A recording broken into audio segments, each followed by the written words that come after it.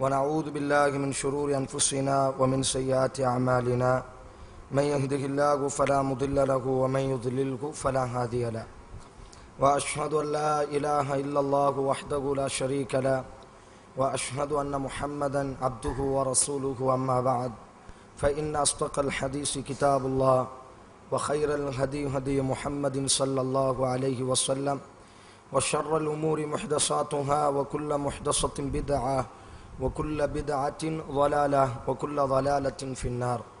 وقال الله تعالى: أعوذ بالله من الشيطان الرجيم. يا أيها الذين آمنوا اتقوا الله حق تقاته ولا تموتن إلا وأنتم مسلمون.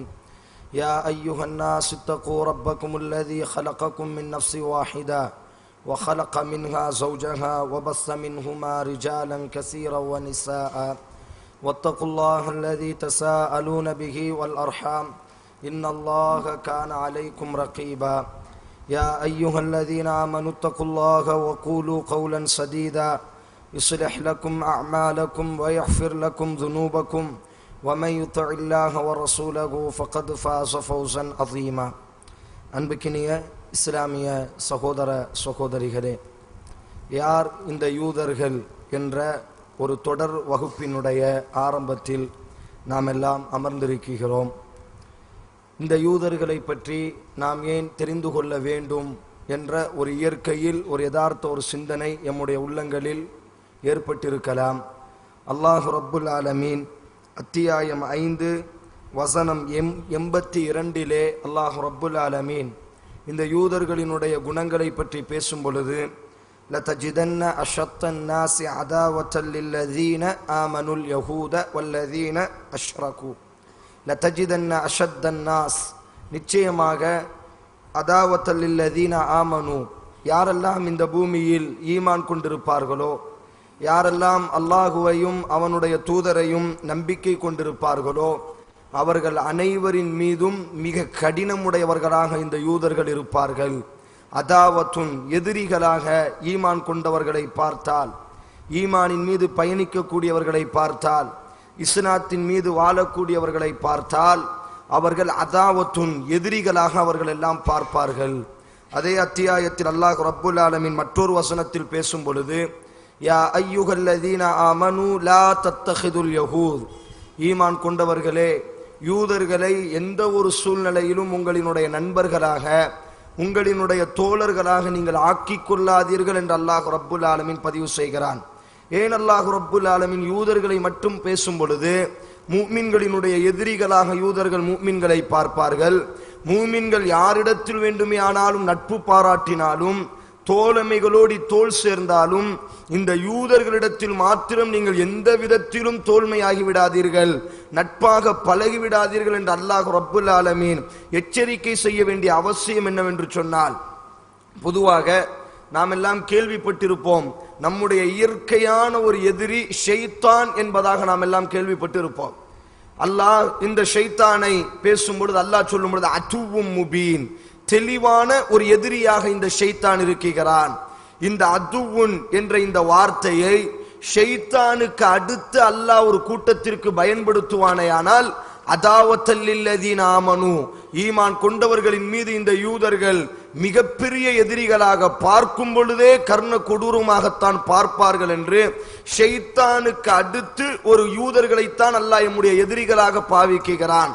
அப்படியானால் ஒரு நல்ல அறிவாளியினுடைய சிந்தனை, எம்முடைய நண்பர்களை பற்றி நான் தெரிந்து கொள்வதை விட என்னுடைய எதிரியை பற்றி நான் தெரிந்து கொள்வது காலத்தினுடைய கட்டாயம்.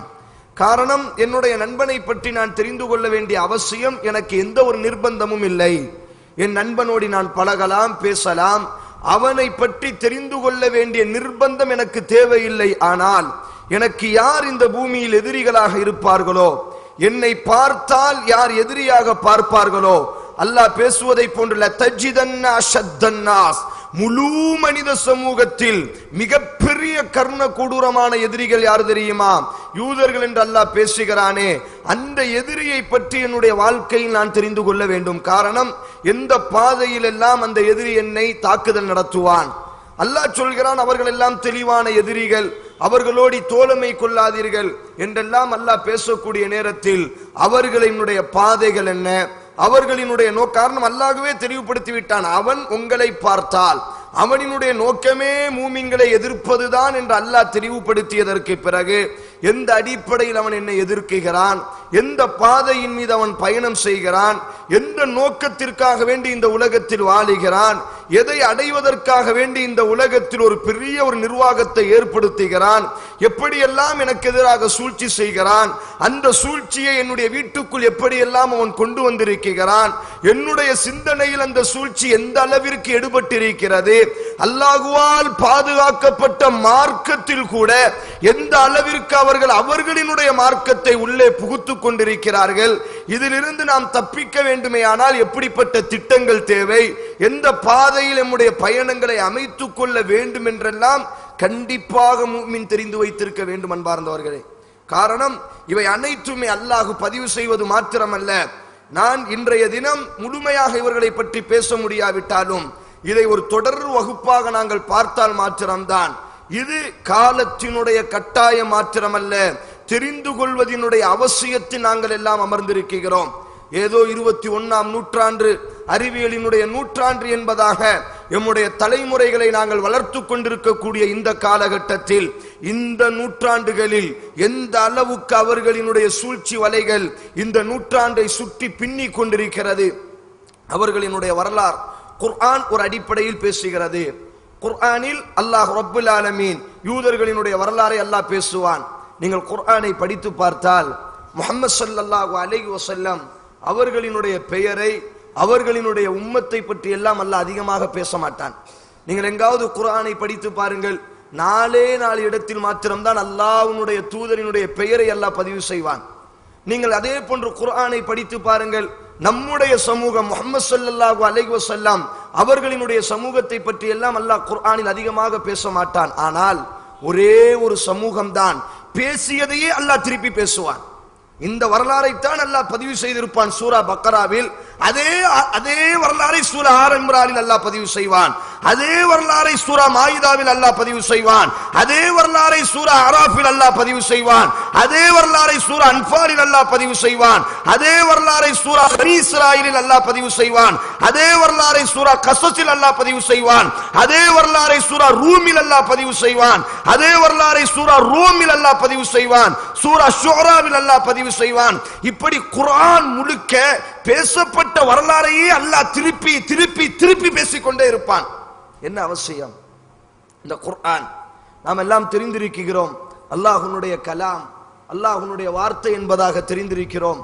எவ்வளவு கண்ணியத்திற்குரியது, எவ்வளவோ விஷயங்கள், எவ்வளவோ சமூகத்தை 1,44,000 24,000 நபிமார்கள் என்றெல்லாம் பதிவு செய்யப்படுகிறது. அவர்களை பற்றி எல்லாம் அல்லாஹ் குர்ஆனில் பேச மாட்டான். நம்மை பற்றி கூட அல்லாஹ் அதிகமாக குர்ஆனில் பேச மாட்டான். இப்ராஹிம் நபியினுடைய சமூகத்தை பற்றி கூட அல்லாஹ் பேசி இருக்க மாட்டான்.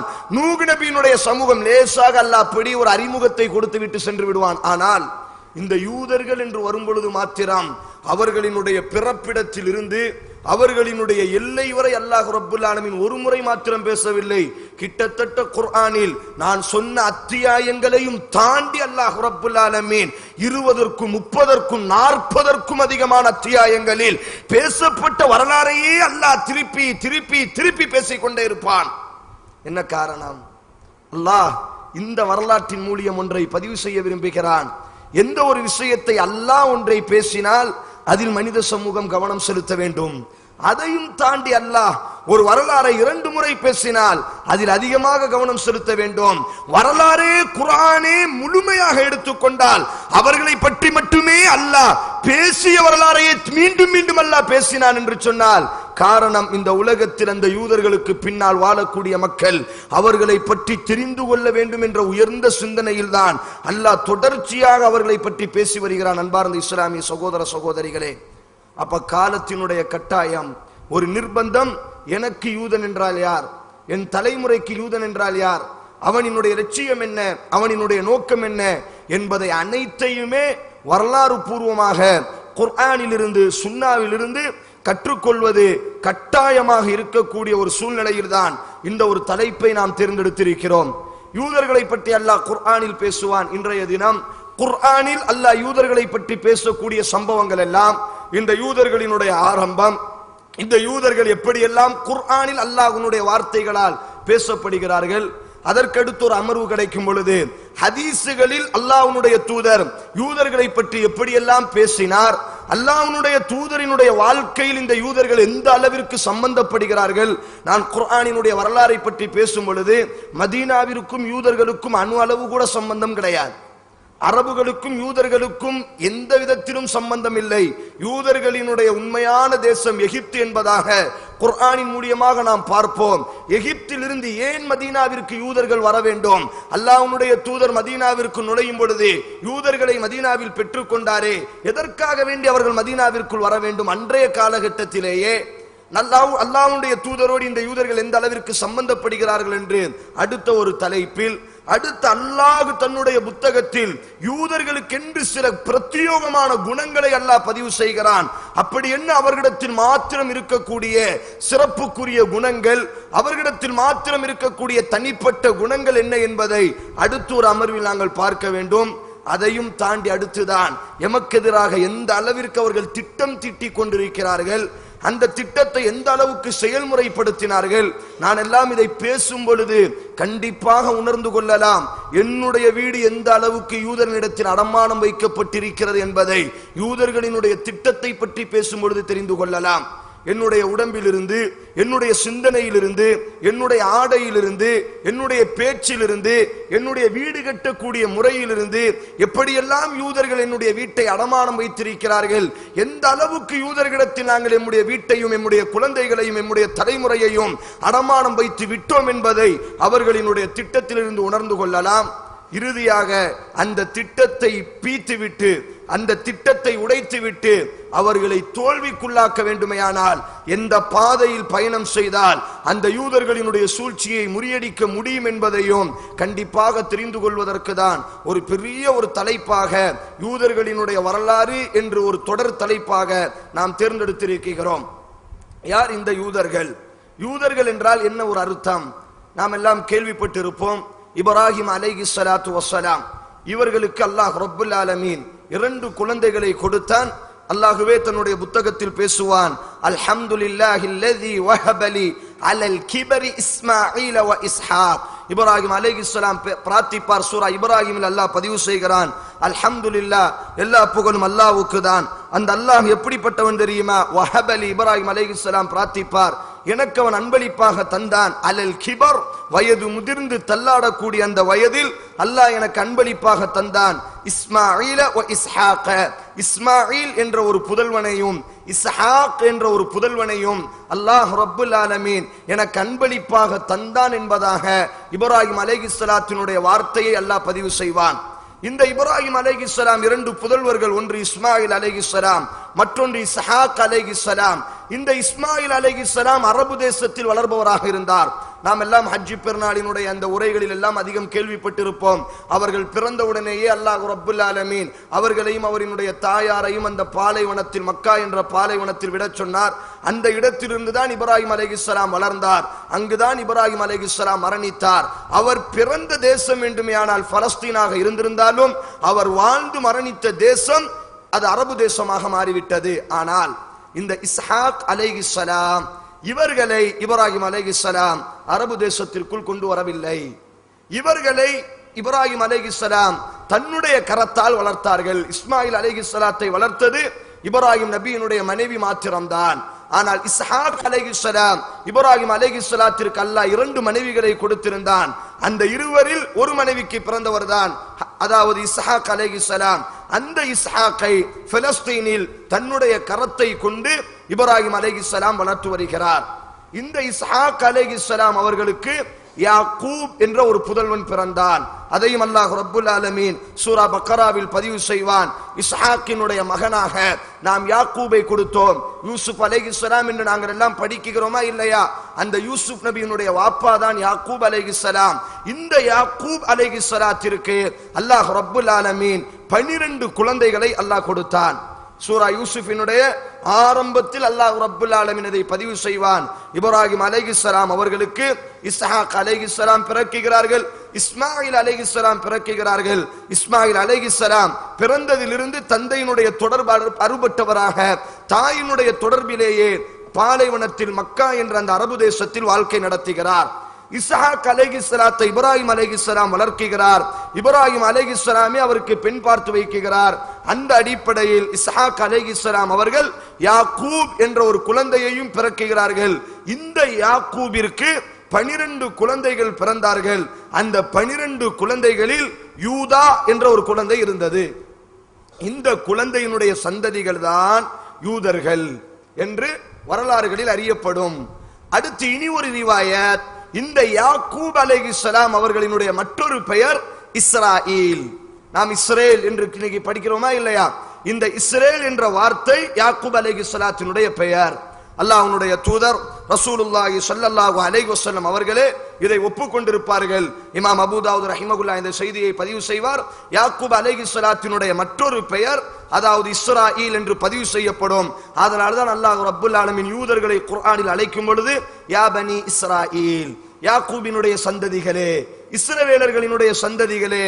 ஒன்று நேரடியாக அல்லாஹ் யூதர்களை அழைப்பான், மற்றொன்று யா பனி இஸ்ராயில். நீங்க குர்ஆன் அதிகமா படிச்சு பார்த்தா தெரியும், அதிகமான இடங்களில் அல்லாஹ் ரப்புல் ஆலமீன் யூதர்களை அழைக்கக்கூடிய முறையே இஸ்ராயிலினுடைய குழந்தைகளே, இஸ்ரவேலர்களினுடைய புதல்வர்களே. என்ன அர்த்தம்? யாக்கூபினுடைய குழந்தைகளே. அப்ப யூதர்கள் என்பவர்கள் யாக்கூப் அலைஹிஸ்ஸலாத்தினுடைய பரம்பரையில் வந்தவர்கள். யாக்கூப் அலைஹிஸ்ஸலாத்தினுடைய மற்றொரு பெயர் இஸ்ராயில். அந்த பெயரை கொண்டே அல்லாஹ் ரப்புல் ஆலமீன் யூதர்களை அழைக்கிறான். யூதா என்பது யாக்கூப் நபியினுடைய 12 புதல்வர்களில் ஒரு புதல்வரினுடைய பெயர். அந்த புதல்வர்களினுடைய வம்சத்திலிருந்து யூதர்கள் வந்ததினால் அவர்களுக்கு யூதர்கள் என்று யூதர்கள் இருந்து வந்ததினால் யூதர்கள் என்று அழைப்பு கொடுக்கப்படும். இந்த யூதர்கள் தங்களுக்கு மத்தியில் வைத்திருக்கக்கூடிய ஒரு நியதி என்னவென்று சொன்னால், ஒரு மனிதன் பிறக்கும் பொழுதே யூதனாக பிறக்க முடியுமே தவிர மற்றொருவரிடத்தில் இருந்து அவன் யூதனாக மாற முடியாது. இதுதான் அவர்களினுடைய கொள்கை. நாம் எல்லாம் இந்தியாவில் பார்க்கிறோமா இல்லையா? பெரிய பிராமணர்கள், அதே மாதிரி ஒவ்வொரு கூட்டமாக இருப்பவர்கள் எல்லாம் பிறக்கும் பொழுதே தான் இந்த பிராமணர் என்ற அந்த தகுதி வேண்டுமையானால், பிறந்ததற்கு பிறகு ஒரு மனிதன் எவ்வளவு பெரிய எம்பியாக மாறினாலும் எம்எல்ஏவாக மாறினாலும் கலெக்டர், ஏன் இந்தியாவினுடைய பிரதமராக கூட மாற முடியுமே தவிர ஒரு மனிதர் பிராமணராக மாற முடியாது. இது எழுதி வைத்திருக்கக்கூடிய சட்டம். அதே போன்றுதான் இந்த யூதர்களினுடைய கொள்கை. பிறக்கும் பொழுதே இஸ்ரவேலரினுடைய குழந்தைகளாக யாக்கூப் நபியினுடைய அந்த சந்ததியிலிருந்து அவர்களினுடைய தலைமுறையாக பிறந்தவர்களுக்கு தான் இந்த வார்த்தை சொல்லப்படுமே தவிர எந்த அடிப்படையிலும் அவர்கள் மதத்தை பரப்ப மாட்டார்கள். அவர்கள் ஆரம்ப காலத்திலும் இருந்தும் சரி, அல்லாஹ்வே தன்னுடைய புத்தகத்தில் பதிவு செய்வான். நான் இன்ஷா அல்லாஹ் அந்த வரலாறுகளை எல்லாம் சொல்லும் பொழுது அவர்களுக்கு தேவை அவர்களினுடைய மதம் வளர வேண்டிய அவசியம் இல்லை.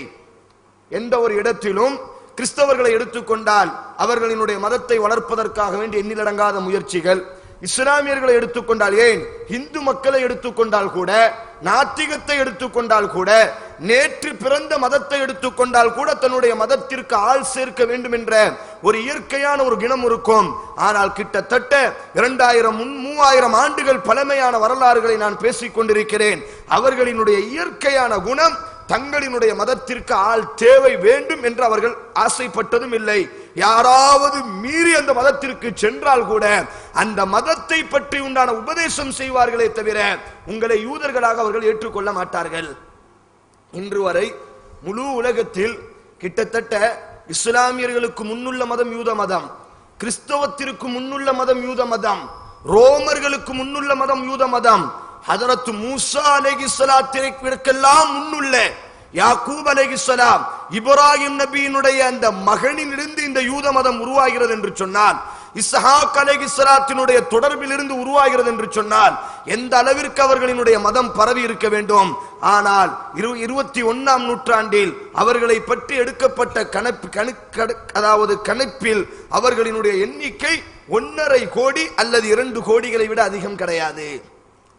அவர்களினுடைய எண்ணிக்கையை நீங்கள் எடுத்துக்கொண்டால் எத்தனை ஆண்டு, கிட்டத்தட்ட 3000, 4000, 5000 ஆண்டுகளுக்கு முன்னுள்ள ஒரு பழமையான மதம், எல்லா வேதங்களிலும் பேசப்பட்ட ஒரு மதம், எல்லா இறை தூதர்கள் இன்னும் எடுத்துக்கொண்டால் நமக்கெல்லாம் அரபு தேசத்திற்கு முஹம்மது ஸல்லல்லாஹு அலைஹி வஸல்லம் என்ற ஒரே இறை தூதர் தான் அனுப்பப்பட்டார்கள். நூகு நபிக்கு இந்த நூகு என்ற ஒரு இறை தூதர் தான் அனுப்பப்பட்டார்கள். லூத் நபிக்கு லூத் என்ற ஒரு இறை தூதர் தான் அனுப்பப்பட்டார்கள்.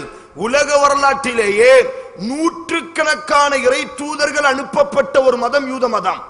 நீங்கள் குர்ஆனை படித்து பார்த்தால் இப்ராஹிம் அலைஹிஸ்ஸலாத்தினுடைய மகன் இஸ்ஹாக் அலைஹிஸ்ஸலாம், யாக்கூப் அலைஹிஸ்ஸலாம், யூசுப் அலைஹிஸ்ஸலாம், தாவூத் அலைஹிஸ்ஸலாம், சுலைமான் அலைஹிஸ்ஸலாம், அய்யூப் அலைஹிஸ்ஸலாம், அதே போன்று ஜக்கரியா அலைஹிஸ்ஸலாம், யஹ்யா அலைஹிஸ்ஸலாம், ஈசா அலைஹிஸ்ஸலாம், குர்ஆனில் பதிவு செய்யப்பட்ட 24 நபிமார்களில் கிட்டத்தட்ட 8க்கும் 10க்கும் அதிகமான இறை தூதர்கள் அனுப்பப்பட்ட ஒரு மதம் யூத மதம். இப்ப எந்த அளவுக்கு அவர்கள் வளர்ந்திருக்க வேண்டும், எந்த அளவிற்கு அவர்களுடைய எண்ணிக்கை பெருகி இருக்க வேண்டும். ஆனால் அவர்கள் எண்ணிக்கையை பார்க்க மாட்டார்கள். அவர்களுக்கு எண்ணிக்கை தேவையும் இல்லை. அவர்கள் மற்றவர்களை தன் மதத்தின் பக்கம் அழைக்க வேண்டிய எந்த ஒரு சிந்தனையும் அவர்களுக்கு இல்லை. அவர்களை பொறுத்தவரையில் யூதன் என்பவர்கள் யார் தெரியுமா? நான் குர்ஆனிலிருந்து படித்து காமிப்பேன் அவர்களுடைய குணத்தை எல்லாம். அஹிப்புல்லாஹி வ அப்னா, அல்லாஹ்வுக்கு மிக நேசத்திற்குரியவர்கள், அல்லாஹ்வினுடைய குழந்தைகள் என்பதாக அவர்கள் நம்பியதினால் அது தலைமுறை தலைமுறையாக வந்தால் மாத்திரம்தான் அந்த சிறப்பு கிடைக்குமே தவிர ஒருவன் மூசா அலைஹிஸ்ஸலாத்தை பின்பற்றினாலுமே சரி, யூதர்களை விட யூத வழிபாட்டை நீங்கள் எவ்வளவு தான் முத்தெடுத்தாலும் சரி அவர்களுக்கு உங்களுக்கு யூதன் என்ற ஒரு பட்டத்தை தரமாட்டார்கள். அப்ப யூதர்கள் என்ற இந்த வார்த்தை இஸ்ஹாக் அலைஹிஸ்ஸலாத்தினிலிருந்து அவர்களினுடைய சந்ததிக்கு உபயோகப்படுத்தக்கூடிய வார்த்தை என்பதாக நீங்கள் புரிந்து கொள்ளுங்கள். அப்ப நாம் பார்க்கக்கூடிய இந்த வரலாறு கிட்டத்தட்ட 5000 ஆண்டுகளுக்கு பின்னால் இருந்து இந்த கூட்டத்தை பற்றி நாங்கள் பார்க்க வேண்டும். இப்ப யூதர்கள் என்பவர்கள் இஸ்ஹாக் அலைஹிஸ்ஸலாத்தினுடைய புதல்வர்கள். அவர்கள் இந்த யூத மதத்தை பரப்பவும் மாட்டார்கள், பரப்ப வேண்டிய அவசியமும் இல்லை. அதையும் தாண்டி யூத மதத்திற்குள் சேர்ந்தால் உங்களை யூதர் என்று அழைக்கவும் மாட்டார்கள். முழு வரலாறு முழுவதும் கிட்டத்தட்ட 1.5 கோடி அல்லது 2 கோடி மக்களை மாத்திரம் கொண்ட ஒரு மதம். உலகத்திலேயே ஒரு சிறிய மதம் இருக்குமேயானால் அது யூதர்களினுடைய மதம் மாத்திரம்தான். இந்த யூதர்கள், அதாவது மூசா அலைஹிஸ்ஸலாம், யூசுப் அலைஹிஸ்ஸலாம் அவர்களுக்கு இப்ப நாம் சொல்லியிருந்தோம், யாக்கூப் அலைஹிஸ்ஸலாத்திற்கு 12 குழந்தைகள். அதில் ஒரு குழந்தையினுடைய பெயர் யூதா, இனி ஒரு குழந்தையினுடைய பெயர் யூசுப் அலைஹிஸ்ஸலாம். அல்லாஹ் குர்ஆன்ல யூசுப் என்ற ஒரு அத்தியாயத்தையே அல்லாஹ் ரப்புல் ஆலமீன் இறக்கி இருப்பான். இந்த யூசுப் அலைஹிஸ்ஸலாம் ஒரு கட்டத்தில் அவர்கள், அதாவது மற்ற சகோதரர்களினுடைய போராமையினால் அதாவது கிணற்றில் தூக்கி எறியப்படுகிறார்கள். அந்த வரலாறுகளை எல்லாம் யூசுப் என்ற அத்தியாயத்தை நாம் படிக்கலாம். அதற்கு பிறகு அல்லாஹ் ரப்புல் ஆலமீன் அவர்கள் எகிப்திலே ஒரு சில தீனாருக்காக வேண்டி விற்கப்பட்டார்கள். எந்த எகிப்தினுடைய தேசத்தில் அடிமையாக விற்கப்பட்டார்களோ அதே எகிப்தினுடைய தேசத்தில் அவர்களிடத்தில் இருந்த ஈமானுக்காக வேண்டியும் அவர்களிடத்தில் இருந்த அந்த ஒழுக்கத்திற்காக வேண்டியும் அல்லாஹ் ரப்புல் ஆலமீன் அந்த எகிப்தினுடைய அரசனாக அல்லாஹ் அலங்கரித்தான். அவர்கள் எகிப்தினுடைய அரசனாக ஆனதற்கு பிறகு தன்னுடைய தந்தையையும் தன்னோடி பிறந்த மற்ற 11 சகோதரர்கள் அதில் யூதாவையும் என்ன செய்து கொண்டார்களே, ஆனால் எகிப்தின் பக்கம் அழைத்துக் கொண்டார்கள். அவர்களினுடைய இடம் ஷாம் என்ற அந்த இடத்தில்தான் யூசுப் அலைஹிஸ்ஸலாம் பிறந்தார்கள். யாக்கூப் அலைஹிஸ்ஸலாம், அதாவது யூசுப் நபியினுடைய வாப்பா, ஷாமில் தான் வாழ்ந்து கொண்டிருந்தார். யூசுப் அலைஹிஸ்ஸலாம் ஆட்சி கட்டிலில் ஏறியவுடன் தன்னுடைய சகோதரர்கள் யூதா, தன்னுடைய வாப்பா யாக்கூப், மற்ற சகோதரர்களையும் எகிப்தின் பக்கம் யூசுப் அலைஹிஸ்ஸலாம் அழைத்துக் கொண்டார்கள். அப்படியானால் ஆரம்பத்தில் அல்லாஹ் ரப்புல் ஆலமீன் இதே இந்த யூதர்கள் எந்த பின்னணியில் பேசுகிறார்களோ அந்த யூதர்கள் தான் எகிப்தை ஆட்சி செய்து கொண்டிருந்தார்கள். இப்படி ஆட்சி செய்து கொண்டிருக்கக்கூடிய இந்த சூழ்நிலையில் தான் கிட்டத்தட்ட 200 ஆண்டுகளுக்கு பிறகு அந்த எகிப்தினுடைய தேசத்தில், அதாவது ஃபிரௌன் என்ற ஒரு கொடுங்கோலன் உருவாகுகிறான். இந்த ஃபிரௌனை பற்றி வரலாறுகளில் படிக்கும் பொழுது சுடுகாடுகளில் பிணங்களை எரிக்கக்கூடிய ஒரு குடும்பத்தை சார்ந்தவன் தான் இந்த ஃபிரௌன். ஃபிரௌனினுடைய பின்னணி என்னவென்று சொன்னால், சுடுகாட்டில் அல்லாஹ் எப்படி இந்த வரலாறை உருவாக்குகிறான், இந்த வரலாறை அல்லாஹ் எப்படி பேச போகிறான் பாருங்கள். சுடுகாட்டில் பிணங்களை எரிக்கக்கூடிய ஒரு தலைமுறையில் உருவான இந்த ஃபிரௌன், இவனினுடைய கரத்தில் அல்லாஹ் ரப்புல் ஆலமீன் எகிப்தினுடைய ஆட்சியை கொடுக்க ஆரம்பித்தவுடன் இந்த யூதர்கள், இந்த பனி இஸ்ராயீல்கள், யூசுப் நபியினுடைய அந்த சகோதரர்களுடைய பெயரில் வரக்கூடிய இந்த இஸ்ரவேலர்களை எல்லாம் அந்த ஃபிரௌன் அடிமைப்படுத்த ஆரம்பிக்கிறான். மிக மோசமான ஒரு அடிமை. கிட்டத்தட்ட உலகத்தில் யாருமே அப்படி ஒரு அடிமைத்தனத்தை அனுபவித்திருக்க முடியாது என்று பேசக்கூடிய அளவிற்கு கர்ண கொடூரமான ஒரு அடிமை முறையை ஃபிரௌன் கட்டவிழ்த்து விடுகிறான். மிக மோசமான முறை. நாம் எல்லாம் பார்க்கிறோமா இல்லையா? எகிப்தினுடைய பிரமிடுகள் என்று நாம் எல்லாம் அண்ணாந்து ஆச்சரியமாக 21ஆம் நூற்றாண்டில் வாழக்கூடிய விஞ்ஞானிகளே மேய்ச்சில் இருக்கக்கூடிய அளவிற்கு எவ்வளவு பெரிய பிரமிடுகள் அன்றைய காலகட்டத்தில் இவ்வளவு மேலே யார் இவ்வளவு பெரிய பாறைகளை கொண்டு சுமந்து இந்த பிரமிடுகளை எல்லாம் கட்டி இருப்பார்கள் என்று எகிப்தில் இருக்கக்கூடிய அந்த உலக அதிசயத்தை ஆச்சரியத்தோடு பார்க்கிறோமே. அத்தனை பிரமிடுகளையும் கட்டியவர்கள் இந்த இஸ்ரவேலர்கள் ஃபிரௌனினுடைய அடிமையாக இருந்த சமயத்தில் தான். மிக மோசமான முறையில் பெரிய பெரிய பாறைகளை எல்லாம் இந்த இஸ்ரவேலர்களினுடைய முதுகுகளில் சுமந்தவர்களாக அவர்களை மேலே அனுப்புவான்.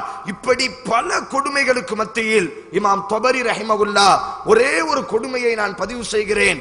இந்த இஸ்ராயீல்கள், இந்த யூதர்கள் ஃபிரௌனுக்கு கீழே எந்த அளவுக்கு மோசமான ஒரு அதாவது கொடூரத்தை, எந்த அளவுக்கு மோசமான ஒரு அடக்குமுறையை அனுபவித்தார்கள் என்பதற்கு இமாம் தபரி ரஹிமகுல்லா ஒரு வசனத்திற்கு தஃப்சீர் கொடுப்பார்கள். அல்லாஹ் குர்ஆனில் பேசுவான், யா பனி இஸ்ராயீல், ஓ யூதர்களே, யோசித்து பாருங்கள், இது நஜ்ஜைனாக்கும் மின் ஆலி ஃபிரௌன், உங்களை அல்லாஹ் ஃபிரௌனினுடைய கொடுமையிலிருந்து பாதுகாக்கவில்லையா? அந்த ஃபிரௌன் உங்களை எப்படி கொடுமைப்படுத்தினான் தெரியுமா? யுதப்பிஹூன அப்னாஅக்கும், உங்கள் ஆண் மக்களை எல்லாம் அப்படி வெட்டினான். அரபியில் தபஹ என்று சொன்னால் அறுத்தான் அர்த்தம். நம்ம ஆடு இருக்கிறோமா இல்லையா, இதுக்கு பேர் தபஹ, அறுத்தான். கத்தல என்று சொன்னால் கத்தியால் குத்தினான், இதுக்கு பெயர் குத்தினான் என்ற ஒரு அர்த்தம். ஆனா அல்லாஹ் இந்த ஃபிரௌன் இஸ்ரவேலர்களை கொடுமைப்படுத்தினதுக்கு, யூதர்களை கொடுமைப்படுத்தக்கூடிய விஷயத்தில் தபஹ என்ற வார்த்தையை அல்லாஹ் உபயோகப்படுத்தவில்லை. கத்தல என்ற வார்த்தையை அறுத்தான், ஃபிரௌன் குழந்தை கழுத்தை அறுத்தான், ஃபிரௌன் குழந்தைகளை கத்தியால் குத்தினான், அப்படி அல்லாஹ் உபயோகப்படுத்தவில்லை.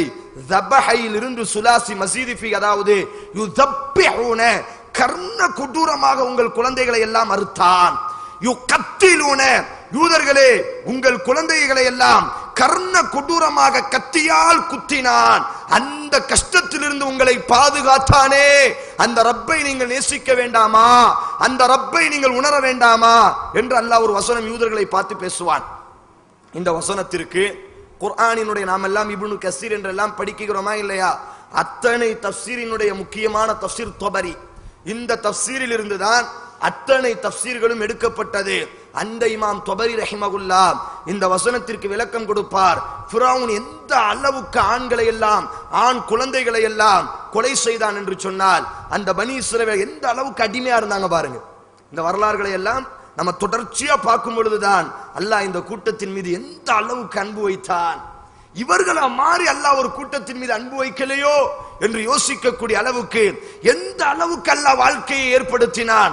இந்த நன்றி கெட்ட கூட்டம் எந்த அளவுக்கு அல்லாஹ்வுக்கு துரோகம் செய்தார்கள் என்பதை, இப்படியெல்லாம் கஷ்டப்பட்ட கூட்டத்தை அல்லாஹ் எப்படி பாதுகாத்தான் என்பதை நாங்கள் பின்னாடி பார்க்க வேண்டும். இமாம் தபரி சொல்வார், அந்த யூதர்களில் ஒரு பெண்மணி கர்ப்பவாதியாக மாறிவிட்டால், அந்த ஃபிரௌன் கொடுமைப்பட 400 ஆண்டு காலம் ஃபிரௌன் ஆட்சி செய்தான் என்பதாக இமாம் தபரி பதிவு செய்வார்.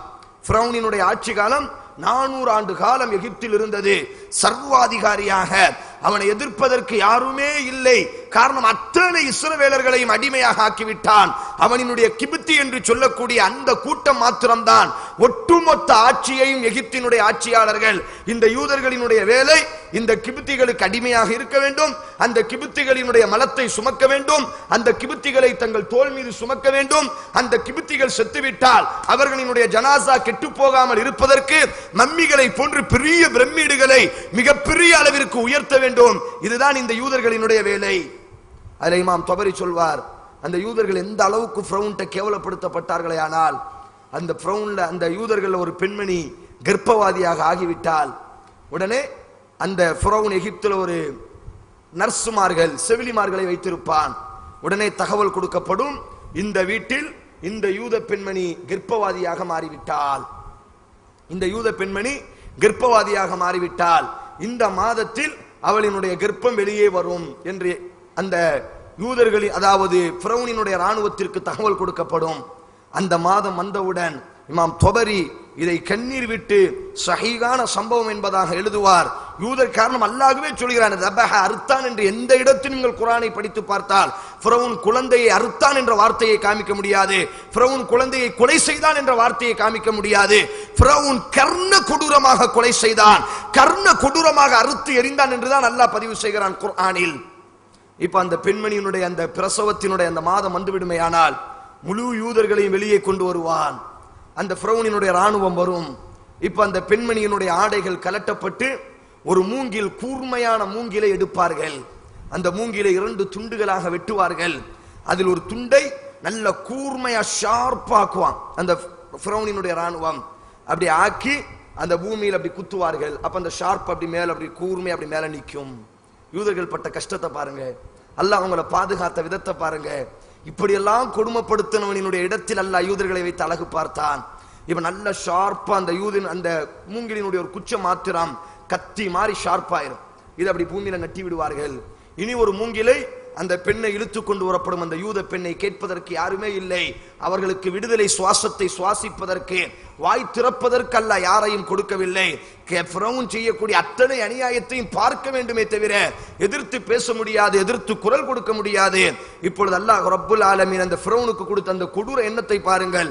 அந்த பெண்ணை இழுத்து கொண்டு வருவார்கள். அந்த யூத பெண்மணியினுடைய ஆடைகள் கலட்டப்பட்டு அவளினுடைய கால்கள் விரிக்கப்பட்டு அவளினுடைய 2 கைகளையும் ஒரு மரத்திற்கு மேலே அந்த மூங்கிலை கட்டி அப்படி தொங்க விடுவார்கள். அந்த 2 காலுக்கு மத்தியில் அந்த கூர்மையான மூங்கில் நிற்பதை போன்று குத்தி விடுவார்கள். இப்ப அந்த பெண்மணி அப்படி தொங்கிக்கிட்டே நிற்க வேண்டும். கொஞ்சம் கை வலிக்குன்னு சொல்லி அந்த யூத பெண்மணி கையை கீழே விட்டால், அப்படி கீழே காலை ஊனினால் அந்த கூர்மையான அந்த மூங்கில் அந்த பெண்ணினுடைய தொடைய குத்தி கிழித்து கொண்டே இருக்கும். இந்த சூழ்நிலையில் தான் 1 வார காலம் 2 வார காலம் அப்படி அந்த பெண்மணி கெட்டப்பட்டிருப்பாள். இப்பொழுது அந்த பெண்மணியினுடைய அல்லாஹ் பதிவு செய்யக்கூடிய அந்த வசனத்தினுடைய விளக்கம், இப்ப அந்த பெண்மணிக்கு அப்படி அந்த குழந்தை பிறக்கும். அந்த குழந்தை அப்படி அந்த மூங்கிலில் மாட்டிக்கொள்ளும். பிறக்கும் பொழுது அந்த கூர்மையான அந்த மூங்கிலில் அப்படி மாட்டிக்கொள்ளும். ஒரு கட்டத்தில் அந்த மயக்கத்தில் தன்னுடைய உயிரை அந்த யூத பெண்மணி பாதுகாப்பதற்காக வேண்டி அந்த பிரசவத்தினுடைய அந்த மயக்கத்திலேயே அந்த குழந்தைக்கு மேலே காலை வைத்து அந்த மூங்கில் தன்னுடைய தொடையை, தன்னுடைய மர்ம உறுப்பை குத்தாதவாறு அந்த குழந்தையை அப்படி 2 பக்கமாக காலை வைத்து அந்த மூங்கிலில் அப்படி அமுக்கி விடுவார். ஒட்டுமொத்த யூதர்களும் இதை பார்த்து கொண்டிருப்பார்கள். அதைத்தான் அல்லாஹ் சொல்கிறான், இது நஜ்ஜைனாக்கும் மின் ஆலி ஃபிரௌன். ஓ யூதர்களே, ஃபிரௌனினுடைய கொடுமையிலிருந்து அல்லாஹ் உங்களை பாதுகாத்தது ஞாபகம் இல்லையா? இந்த அளவுக்கு யூத சமூகம் கொடூரத்தை, கேவலத்தை அனுபவித்துக் கொண்டிருக்கும் பொழுதுதான் அல்லாஹ் ரப்புல் ஆலமீன் அந்த எகிப்தில் யூதர்களினுடைய வயிற்றில் இருந்து அல்லாஹ் ஒரு குழந்தையை பெற்றெடுக்கிறான். மூசா அலைஹிஸ்ஸலாம் என்ற ஒரு குழந்தை. நாமெல்லாம் மூசா அலைஹிஸ்ஸலாம் 2 நோக்கத்திற்காக வேண்டி இந்த பூமியில் பெற்றெடுக்கப்பட்டார் என்பதாக சூரா ஆராஃபில் 7வது அத்தியாயத்திலிருந்து 103வது வசனத்திலிருந்து 156வது வசனம் வரை யூதர்களினுடைய முழு வரலாறையும், அந்த ஃபிரௌனினுடைய கொடுமையிலிருந்து தப்பித்த அத்தனை வரலாறுகளையும் அல்லாஹ் பதிவு செய்வான். உங்களினுடைய வீடுகளுக்கு சென்றால் அந்த யூதர்கள் அல்லாஹ் ரப்புல் ஆலமீன் மூசா அலைஹிஸ்ஸலாம் அந்த ஃபிரௌனிடத்தில் எப்படியெல்லாம் போராடினார், யூதர்களுக்கு அல்லாஹ் எப்படியெல்லாம் கண்ணியத்தை கொடுத்தான் என்பதை உணர வேண்டுமேயானால் அத்தியாயம் 7 வசனம் 103லிருந்து 156 வரை அல்லாஹ் ரப்புல் ஆலமீன் பேசுவான்.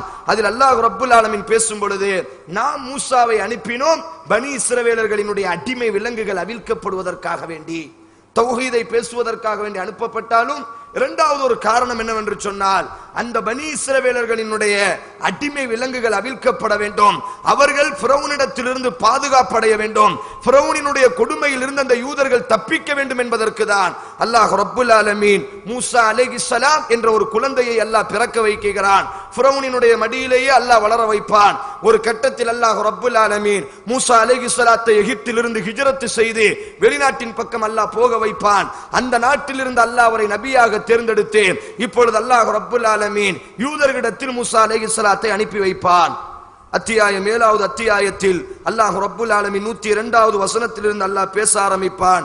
இப்பொழுது மூசா அலைஹிஸ்ஸலாம் அவர்கள் வந்து பேசுவார்கள். சும்ம பஅஸ்னா மின் பஅதிஹி மூசா பிஆயாத்தினா இலா ஃபிரௌன். ஃபிரௌனினுடைய அரசாங்கத்திடத்தில், வமலஇஹி ஃபிரௌனினுடைய சமூகத்திடத்தில் நாம் நம்முடைய மூசாவை அனுப்பி வைத்தோம். ஃபதலமு பிஹா, அந்த ஃபிரௌன் கர்ண கொடூரமாக யூதர்களுக்கு அக்கிரமம் செய்தான் என்று அல்லாஹ் பேசிவிட்டு இப்பொழுது மூசா அலைஹிஸ்ஸலாம் அவர்கள் பேசுவார்கள். ஹக்கீகுன் அல்லா கூல் அலல்லாஹி இல்லல் ஹக் கத் ஜிஅதுகும் பிபையினத்தின் மின் ரப்பிக்கும் ஃபஅர்சில் மஅய பனி இஸ்ராயீல். ஃபிரௌனே, நீ இத்தனை காலம் என்னுடைய யூத இனத்தை நீ கொடுமைப்படுத்தி விட்டாய், என்னுடைய யூத இனத்தை நீ அடிமைப்படுத்தி விட்டாய். உன்னிடத்தில் ஃபஅர்சில், நான் வந்திருக்கிறேன், ஃபஅர்சில் மஅய பனி இஸ்ராயீல், எங்களுக்கு எகிப்து வேண்டாம், உனக்கு கீழே நாங்கள் வாழவில்லை, என்னுடைய அடிமையான மக்களை என்னோடு நீ அனுப்பிவிடு, நாங்கள் வேறொரு தேசத்தின் பக்கம் நாங்கள் சுதந்திரமாக வாழச் செல்கிறோம். ஃபார்சில் மஅய பனி இஸ்ராயீல், என்னுடைய யூத இனத்தை என்னோடு நீ அனுப்பிவிடு என்பதாக ஃபிரௌனிடத்திலே மூசா அலைஹிஸ்ஸலாம் பேசுகிறார். அப்ப மூசா அலைஹிஸ்ஸலாம் வந்த நோக்கம் யூதர்களினுடைய கொடுமைகள், யூதர்களினுடைய அடிமை விலங்குகளை அவிழ்ப்பதற்காக வேண்டி அல்லாஹ் ரப்புல் ஆலமீன் எகிப்தில் மூசா அலைஹிஸ்ஸலாத்தை பிறக்க வைக்கிறான். அதற்கு பிறகு ஒரு பெரிய விவாதம் ஃபிரௌனுக்கும் மூசா அலைஹிஸ்ஸலாத்திற்கும் நடைபெறும். அந்த ஃபிரௌன் அவர் சொல்வார், நான் அல்லாஹ்வுடைய தூதர், நான் யூதர்களினுடைய சார்பாக வந்திருக்கிறேன். அப்பொழுது ஃபிரௌன் பேசுவான், என்ன அத்தாட்சி என்பதாக கைத்தடியை பாம்பாக ஆக்குவார்கள். இப்படி ஒரு பெரிய வரலாறை அல்லாஹ் ரப்புல் ஆலமீன் பேச ஆரம்பிப்பான். ஒரு கட்டத்தில் இந்த யூதர்கள் இந்த நாட்டிலேயே இருக்கக்கூடாது, இந்த மூசாவும் இருக்கக்கூடாது என்ற நோக்கத்தில் இந்த இருவரையும் கொலை செய்வதற்காக வேண்டி ஃபிரௌன் திட்டம் தீட்டுவான். அப்படி திட்டம் தீட்டும் பொழுதுதான் மூசா அலைஹிஸ்ஸலாம், இவங்களுடைய அந்த நன்றி கெட்ட குணத்தை பாருங்க. மூசா அலைஹிஸ்ஸலாம் இவ்வளவு கேவலமாக வாழ்ந்த இந்த மக்களிடத்தில் ஒரே ஒரு மனிதர் தான் இவர்களுக்காக வேண்டி குரல் கொடுக்கிறார். அப்படி குரல் கொடுக்கும் பொழுது கூட இந்த யூதர்களினுடைய வார்த்தையை அல்லாஹ் ரப்புல் ஆலமீன் பதிவு செய்யும் பொழுது பதிவு செய்கிறான், மூசா மூசா நீ வருவதற்கு முன்னாடியும் நாங்க கேவலப்பட்டோம், நீ வந்ததற்கு பிறகு நாங்க கேவலப்படுறோம்ப்பா, எதையாச்சும் டக்குன்னு செய்யும். இப்படித்தான் இவர்களுடைய குணம். அல்லாஹ் இவர்களுடைய குணத்தை பத்தி இவர்களுக்காக வேண்டி வாதாடுகிறார், இவர்களுக்காக வேண்டி வாழ்க்கை கொடுத்தார், இவர்களுக்காக வேண்டி உதவி செய்தார். இவர்களினுடைய இயற்கை குணம் அப்படித்தான். இஸ்ரேல் என்ற ஒரு தேசம் என்றெல்லாம் நாங்கள் பேசுகிறோமே, இன்ஷா அல்லாஹ் நான் வரலாறுகளில் சொல்கிறேன் இந்த இஸ்ரேல் என்ற தேசம் எப்படி உருவானது என்பதாக. முதல் உலக யுத்தத்தில் உலகத்தில் அடித்து விரட்டப்பட்டவர்கள் இந்த யூதர்கள். எந்த ஒரு நாடும் இவர்கள் வாழ்வதற்கு தகுதியற்றவர்கள், எந்த ஒரு நாட்டிலும் இவர்களை அனுமதிக்கவே மாட்டார்கள். காரணம், இவர்களினுடைய பித்தலாட்டத்தை, இவர்களினுடைய கேவலமான தொழிலை, வட்டியை உள்ளே புகுத்தி விடுவார்கள். இந்த சூழ்நிலையில் ஜெர்மனியில் இவர்கள் ஆட்சி நடத்தி கொண்டிருக்கும் பொழுது ஹிட்லர் என்றெல்லாம் நாங்கள் பேசுகிறோமே, இந்த ஹிட்லர் ஒரு ஏழை குடும்பத்தில் பிறக்கிறான், ஜெர்மனியை தாய் பூமியாக கொண்டவன். இப்பொழுது பார்க்கிறான், இந்த கூட்டம் எங்களினுடைய ஜெர்மனியில் வாழ்ந்து அடிமைகளாக வாழ்ந்தவர்கள், பிச்சைக்காரர்களாக வாழ்ந்தவர்கள், எம்முடைய நாட்டில் அகதியாக வாழ்ந்தவர்கள், இவர்களுக்கு ஜெர்மனிகளாகிய நாங்கள் இடம் கொடுத்தோம், ஆனால் ஜெர்மனிகளாகிய நாங்கள் இன்றைக்கு பிச்சை எடுக்கிறோம். அந்த யூதர்கள் அன்றைக்கு பெரிய பணக்காரர்களாக இருந்தார்கள்.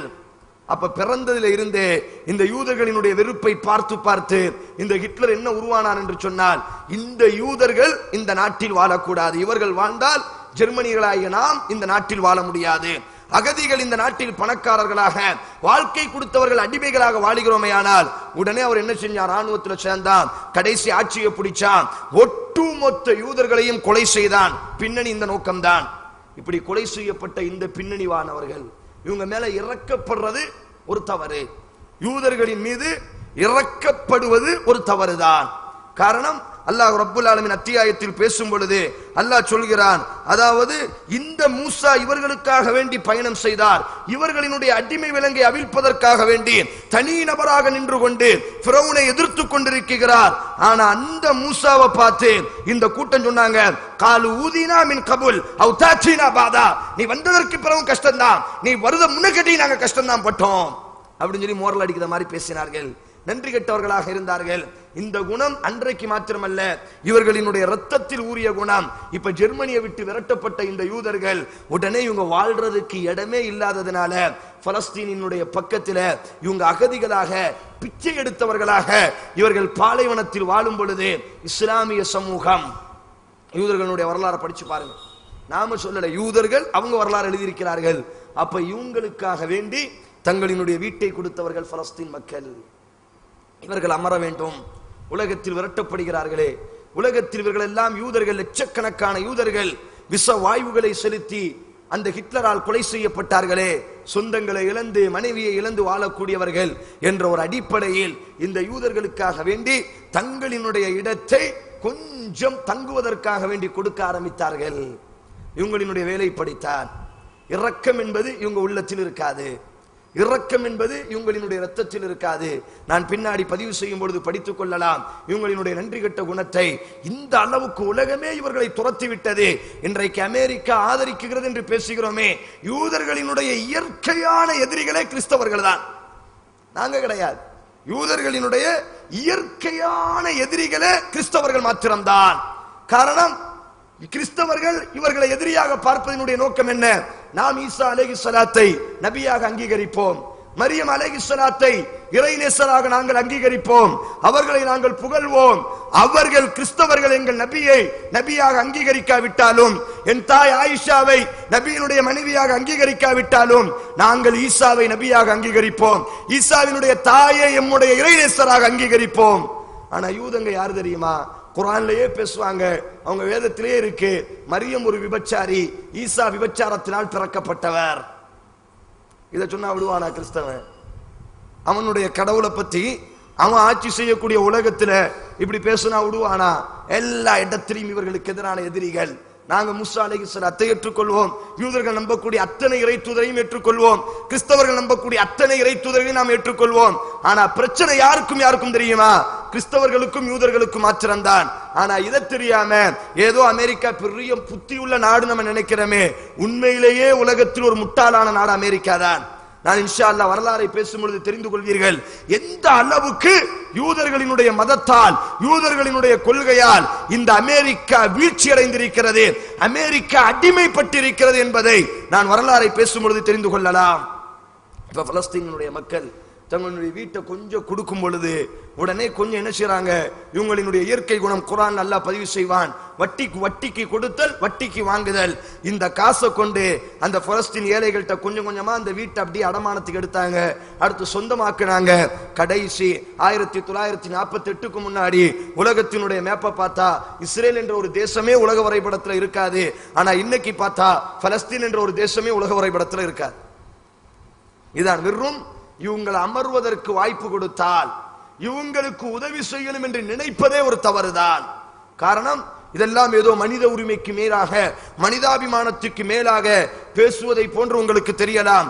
அல்லாஹ் இவங்களை பத்தி எந்த அளவுக்கு பேசுவான், இவங்க மீது இறக்கப்பட்டவர்களை எல்லாம் எந்த அளவுக்கு கேவலப்படுத்தினார்கள் என்பதை நீங்க குர்ஆனில் இருந்து பார்க்கலாம். அதுல ஒரு வசனம் தான் அத்தியாயம் 7 வசனம் 129. அந்த யூதர்கள் சொன்னார்கள், காலு ஊதீனா மின் கபுல் வயதீனா மின் பாதினா பாதா. நீ வருது முன்னக்கு நீ கஷ்டப்பட்ட மூசா, நீ வந்த பிறகும் கஷ்டப்படுறோம், நீ வந்து எங்களுக்கு எந்த லாபமும் இல்ல, எங்களை விட்டு நீ முதல்ல ஓடி போ, உங்களால நானும் சாக போறோம் இப்படின்னு சொன்னார்கள் யூதர்கள். இப்ப மூசா அலைஹிஸ்ஸலாம், அஸா ரப்புக்கும் ஐயுஹ்லிக அதுவக்கும், கவலைப்படாதீங்க. எவ்வளவு பொறுமையான ஆளு தெரியுமா மூசா அலைஹிஸ்ஸலாம்? அந்த கூட்டத்துக்குள்ள வாழணும் ரசூலுல்லாஹ் சொன்னார்களா இல்லையா? எனக்கு முன்னால் மூசா என்ற ஒரு இறை தூதர் இருந்தார், என்னை இந்த சமூகம் அதாவது சோதிப்பதை விட மூசாவை அவரினுடைய சமூகம் ரொம்ப சோதிச்சார்கள். இப்படி எல்லாம் துர்நாற்றம் பற்றி மூசா அலைஹிஸ்ஸலாம் அந்த யூதர்கள் விரட்டும் பொழுது கூட மூசா அலைஹிஸ்ஸலாம் தடவி கொடுத்து சொன்னார், அஸா ரப்புக்கும் யுஹ்லிக அதுவக்கும், கவலைப்படாதீங்க, உங்களினுடைய எதிரிகளை அல்லாஹ் அழிப்பான், வயஸ்தக்லிஃபகும் ஃபில் அர்த், இந்த எகிப்தினுடைய ஆட்சியாளர்களாக அல்லாஹ் உங்களை ஆக்குவான் என்று ஆதரவு கொடுத்தவர்களாகவே மூசா அலைஹிஸ்ஸலாம் அந்த யூத இனத்திற்காக வேண்டி, சுதந்திர வேட்கைக்காக வேண்டி, அந்த யூதர்களினுடைய அடிமை விலங்குகள் அவிழ்க்கப்படுவதற்காக வேண்டி போராடுகிறார். இப்ப அல்லாஹ் ரப்புல் ஆலமீன் அந்த ஃபிரௌன் இவங்களை எல்லாம் கடல்ல மூழ்கடிக்க வேண்டும், இவர்களை ஒன்னு சாகடிக்கணும் அல்லது கடல்ல மூழ்கடிக்கணும் என்ற திட்டத்தில் முழு யூதர்களை மூசா அலைஹிஸ்ஸலாம் கூப்பிட்டு பார்த்தாங்க. ஃபிரௌன் உடுத மாதிரி தெரியல, ஒரே இரவுல எல்லா யூதர்களையும் அழைச்சிட்டு, இவனுக்கு கீழே இருந்தா நமக்கு விடுதலை தர மாட்டான், நாமளா விடுதலையை தேடி வேற நாட்டுக்கு போயிடலாம் என்ற அடிப்படையில் ஒட்டுமொத்த யூதர்களையும் திரட்டியவராக மூசா அலைஹிஸ்ஸலாம் ஓடும் பொழுது இந்த சப்ஜெக்ட் ஃபிரௌனுக்கு தெரிஞ்சிட்டு, இந்த இடத்தில் அடிமையாக இருந்தவர்கள் வெளியே சென்றார்களே ஆனால் நமக்கு அடிமைகள் இருக்க மாட்டார்கள், ஆதலால் ஒன்னு அவங்களை கைது பண்ணணும் அல்லது அவனுடைய கழுத்தை அறுத்து அந்த கடல்ல நைல் நதியில தூக்கி எறிஞ்சிட வேண்டியதான் என்று திட்டத்தின் மீது இப்ப ஃபிரௌன் துரத்தி வருகிறான். வலகத் அഖذنا على فرعون بالسنين ونقص من الثمرات لعلهم يذكرون. அல்லாஹ் பதிவு செய்வான், அப்படி வரக்கூடிய அந்த ஃபிரௌனை அல்லாஹ் கடலில் மூழ்கடித்தான். என்ன செஞ்சிட்டான்? அல்லாஹ் இந்த யூத இனத்தை பாதுகாக்கிறான். இப்ப கண்ணு முன்னாடி இந்த யூதனுடைய அடுத்த குணத்தை பாருங்க. கண்ணு முன்னாடி அல்லாஹ் என்ன செஞ்சிருக்கான்? இயற்கைக்கு மாற்றமா இப்ப கடல் வந்துட்டு இப்ப ஃபிரௌன் துரத்துறான். உடனே இந்த யூதர்கள் சொன்னார்கள், கல்லா, என்ன சொன்னாங்க? மூசா, கைவிட்டுட்டியே, உன்னைய நம்பி நாங்க உங்க பின்னாடி வந்தோமே, அவன்கிட்ட இருந்தாலாச்சு உயிர் பிச்சையோடு, அல்லாஹ் மேல நம்பிக்கையே கிடையாது உங்களுக்கு, கட்டு அளவு கூட அல்லாஹ் மேல நம்பிக்கை கிடையாது. எல்லா உலகத்தை தான் பார்ப்பான், உலக மக்களை போன்று இருக்க வேண்டும். இந்த சூரா ஷூரால அல்லாஹ் பேசுவான். இப்ப மூசா அலைஹிஸ்ஸலாம் இவங்களை கூட்டு ஓடி வரும் பொழுது முன்னாடி கடல் வந்துட்டு பின்னாடி ஃபிரௌன் வந்துட்டான். உடனே எல்லா யூதனும் பேச ஆரம்பிச்சிட்டான், உன்னை நம்பி பின்னாடி வந்தே இப்படி கைவிட்டுட்டியே. ஆனா மூசா அலைஹிஸ்ஸலாம் யாரு தெரியுமா? அல்லாஹ்வின் மீது நம்பிக்கை வைத்தவர். இப்ப சொன்னாரு, கல்லா, அவ்வாறல்ல, பின்னாடி ஃபிரௌனினுடைய கத்திகள் வரலாம், முன்னாடி கடலில் மூழ்கக்கூடிய சூழ்நிலை வரலாம். இன்ன மஅய ரப்பி சயஹ்தீன், உங்களுக்கு நபியாக அனுப்பி அந்த ரப்பி என்னோடு இருக்கிறான், கண்டிப்பாக வழிகாட்டுவான் என்ற அந்த மூசா அலைஹிஸ்ஸலாம் மட்டும் பேசுனாங்க. எல்லா யூதனும் இந்த அளவுக்கு கஷ்டப்பட்டு கூட்டு வந்துட்டாரு, ரப்ப பத்தி பேசுறாரு, அந்த ரப்பு நமக்கு உதவி செய்வான், கட்டு அளவு கூட நம்பாம கடலா பார்த்தாங்க, ஃபிரௌனினுடைய கத்தியா பார்த்தாங்க. அதனாலதான் அடிமையா செத்து போனார்கள். இப்ப அல்லாஹ் வஹி இறக்குவான், மூசா கடலை அடிங்கின உடனே இப்ப கண்ணு முன்னாடி அல்லாஹ்வுடைய உதவி, இது ஒரு உதவி, அடுத்து வரிசையா வரும் பாருங்க. கண்ணு முன்னாடி எல்லாத்தையும் இந்த யூதர்கள் பார்த்தவர்கள். நாம் எல்லாம் அல்லாஹ் இருக்கிறான் என்று நம்புகிறோம், நாம் எல்லாம் நபி இருந்தார் என்று நம்புகிறோம், குர்ஆன் அல்லாஹ்வுடைய வேதம் என்று நம்புகிறோம். ஆனால் இந்த யூதர்கள் என்ன தெரியுமா, அல்லாஹ் அத்தனை உதவிகளையும் வானத்தில் இருந்து பூமியில் இருந்து அப்படி நேரடியாக பார்த்தவர்கள். பார்த்து முடிச்ச உடனே அல்லாஹ் இணை வைப்பார்கள். பாருங்க, இப்ப அல்லாஹ் பதிவு செய்கிறான். இப்ப என்ன செய்யறாங்கன்னா, மூசா அலைஹிஸ்ஸலாம் இப்ப அவங்களை எல்லாம் கூப்பிட்டுட்டு இப்ப கடலை பார்த்தா பின்னாடி ஃபிரௌன் நிக்கிறான். இப்ப அல்லாஹ் வகியை கொடுப்பான். அந்த கடலை அடிச்ச உடனே அல்லாஹ் அந்த கடலை இப்பொழுது பளிங்குகளை போன்று ஒரு பாதையாக ஆக்கிவிட்டான். எல்லா யூதர்களும் கண்ணுக்கு முன்னாடி அல்லாஹ்வுடைய உதவியை பார்த்தவர்களாக, எவ்வளவு பெரிய உதவி அல்லாஹ் செஞ்சிருக்கான். இப்படி ஒண்ணு நடக்குமா? நம்ம எல்லாம் கேள்விதான் படுகிறோம், ஆனா கண்ணால பார்க்கல. அதை அனுபவித்தவர்கள் யூதர்கள். இப்ப அந்த பாதையின் மீது தப்பித்தவர்களாக கடலை தாண்டி விடுகிறார்கள். இப்பொழுது அல்லாஹ் அதை மூடி விடுகிறான், இதையும் கண்ணால பார்க்கிறார்கள். இப்படி எல்லாம் முடிஞ்ச உடனே ஃபிரௌன் செத்து போயிட்டான். அல்லாஹ் அத்தியாயம் 7 வசனம் அந்த நான் சொன்ன 102 103 156 வரை நீங்கள் பாருங்கள். இப்பொழுது அல்லாஹ் ரப்புல் ஆலமீன் மூசா அலைஹிஸ்ஸலாத்தையும் யூதர்களை அந்த பாதையிலிருந்து அப்படியே வெளியே கூட்டுதான் வந்திருப்பாங்க. அங்க ஒரு சில நபர்கள் சிலைகளை அல்லாஹ்வாக நினைத்து வணங்கி கொண்டிருப்பார்கள். அல்லாஹ் குர்ஆன்ல பதிவு செய்கிறான். இதை பார்த்த உடனே மூசா அலைஹிஸ்ஸலாத்தை நோண்டுவாங்க எல்லா யூதரும். மூசா, நமக்கு ஏன் இந்த கடவுளை எடுத்துக்கொள்ள கூடாது? நாம ஏன் இந்த சிலைகளை கடவுளாக எடுத்துக்கொள்ள கூடாது? அவங்களுக்கு இருக்கிற மாதிரி எங்களுக்கு ஒரு சிலையை கூட, நாமளும் கடவுளை நேரடியா பார்த்து வணங்கிக்கிடலாமே. அவங்கள அந்த சிலையை வச்சுட்டு எப்படி வணங்குறாங்க பாருங்க. கண்ணு முன்னாடி நடந்திருக்கு. எப்படி கண்ணு முன்னாடி அல்லாஹ் ரப்புல் ஆலமீன் இந்த வரலாறை பதிவு செய்வான். ஆனா மூசா அலைஹிஸ்ஸலாம் சொல்வார்கள், உங்களை மாதிரி ஒரு கூட்டத்தை நான் பார்க்கவில்லை, எப்படி அல்லாஹ்வுக்கு நான் இணை வைக்க முடியும் என்று அவர்களுக்கு உபதேசம் செய்தவர்களாக இப்ப ஃபிரௌன் அழிக்கப்பட்டவுடன் இப்ப எகிப்திற்குள் அல்லாஹ் ரப்புல் ஆலமீன் மீண்டும் இந்த யூதர்களை கொண்டு வருகிறான். எதில் அடிமையாக வாழ்ந்தார்களோ, எந்த சிம்மாசனத்தில் ஃபிரௌனுக்கு கீழே அடிமையாக இருந்தார்களோ, எந்த பிரமிடுகளை அடிமையாக கட்டினார்களோ, இன்றைக்கு அந்த பிரமிடினுடைய தலைவர்களாக, அந்த எகிப்தினுடைய ஆளுநர்களாக அதைத்தான் அல்லாஹ் ரப்புல் ஆலமீன் பதிவு செய்யும் பொழுது சொல்வான், அந்த யூதர்களை நாம் எப்படி ஆக்கினோமையானால் முழு உலகத்தினுடைய வஜாவஸ்னா பி பனி இஸ்ராயீல் அல் பஹர ஃபஅத்தவ அலா கௌமி யஅகுஃபூன அலா அஸ்னாமி. அல்லாஹ் சொல்கிறான், வஜாவஸ்னா பி பனி இஸ்ராயீல், அந்த யூதர்களை நாம் கடலில் இருந்து அப்பொழுதுதான் பாதுகாத்தோம். ஃபஅத்தவ அலா கௌமின், அப்பொழுது அந்த யூதர்கள் ஒரு கூட்டத்தை பார்த்தார்கள். அஸ்னாமில் லகும், சிலைகளை வணங்கக்கூடிய ஒரு கூட்டத்தை பார்த்தவுடன் காலு, அத்தனை யூதர்களும் சொன்னார்கள், யா மூசா இஜ்அல் லனா இலாஹன் கமா லஹும் ஆலிஹா, இதே போன்று சிலைகள் தான் எங்களுக்கும் கடவுளாக இருக்க முடியும். நீ சொல்லக்கூடிய அல்லாஹ் கடலை பிளந்தவன் அல்லாஹ் அல்ல, அது கடவுள் அல்ல. இந்த சிலைகளை போன்று எங்களுக்கும் ஒரு கடவுளை நீ தர வேண்டும். அப்ப கால இன்னக்கும் கௌமுன் தஜ்ஹலூன். மூசா முட்டாள்களா? மூசா அலைஹிஸ்ஸலாம் பேசுகிறார், அட முட்டாள்களா, எந்த அளவுக்கு முட்டாளாக இருக்கிறீர்கள்? அல்லாஹ்வுடைய உதவியை நீங்கள் பெறவில்லையா? அல்லாஹ் இருக்கிறான் என்று நீங்கள் உணரவில்லையா?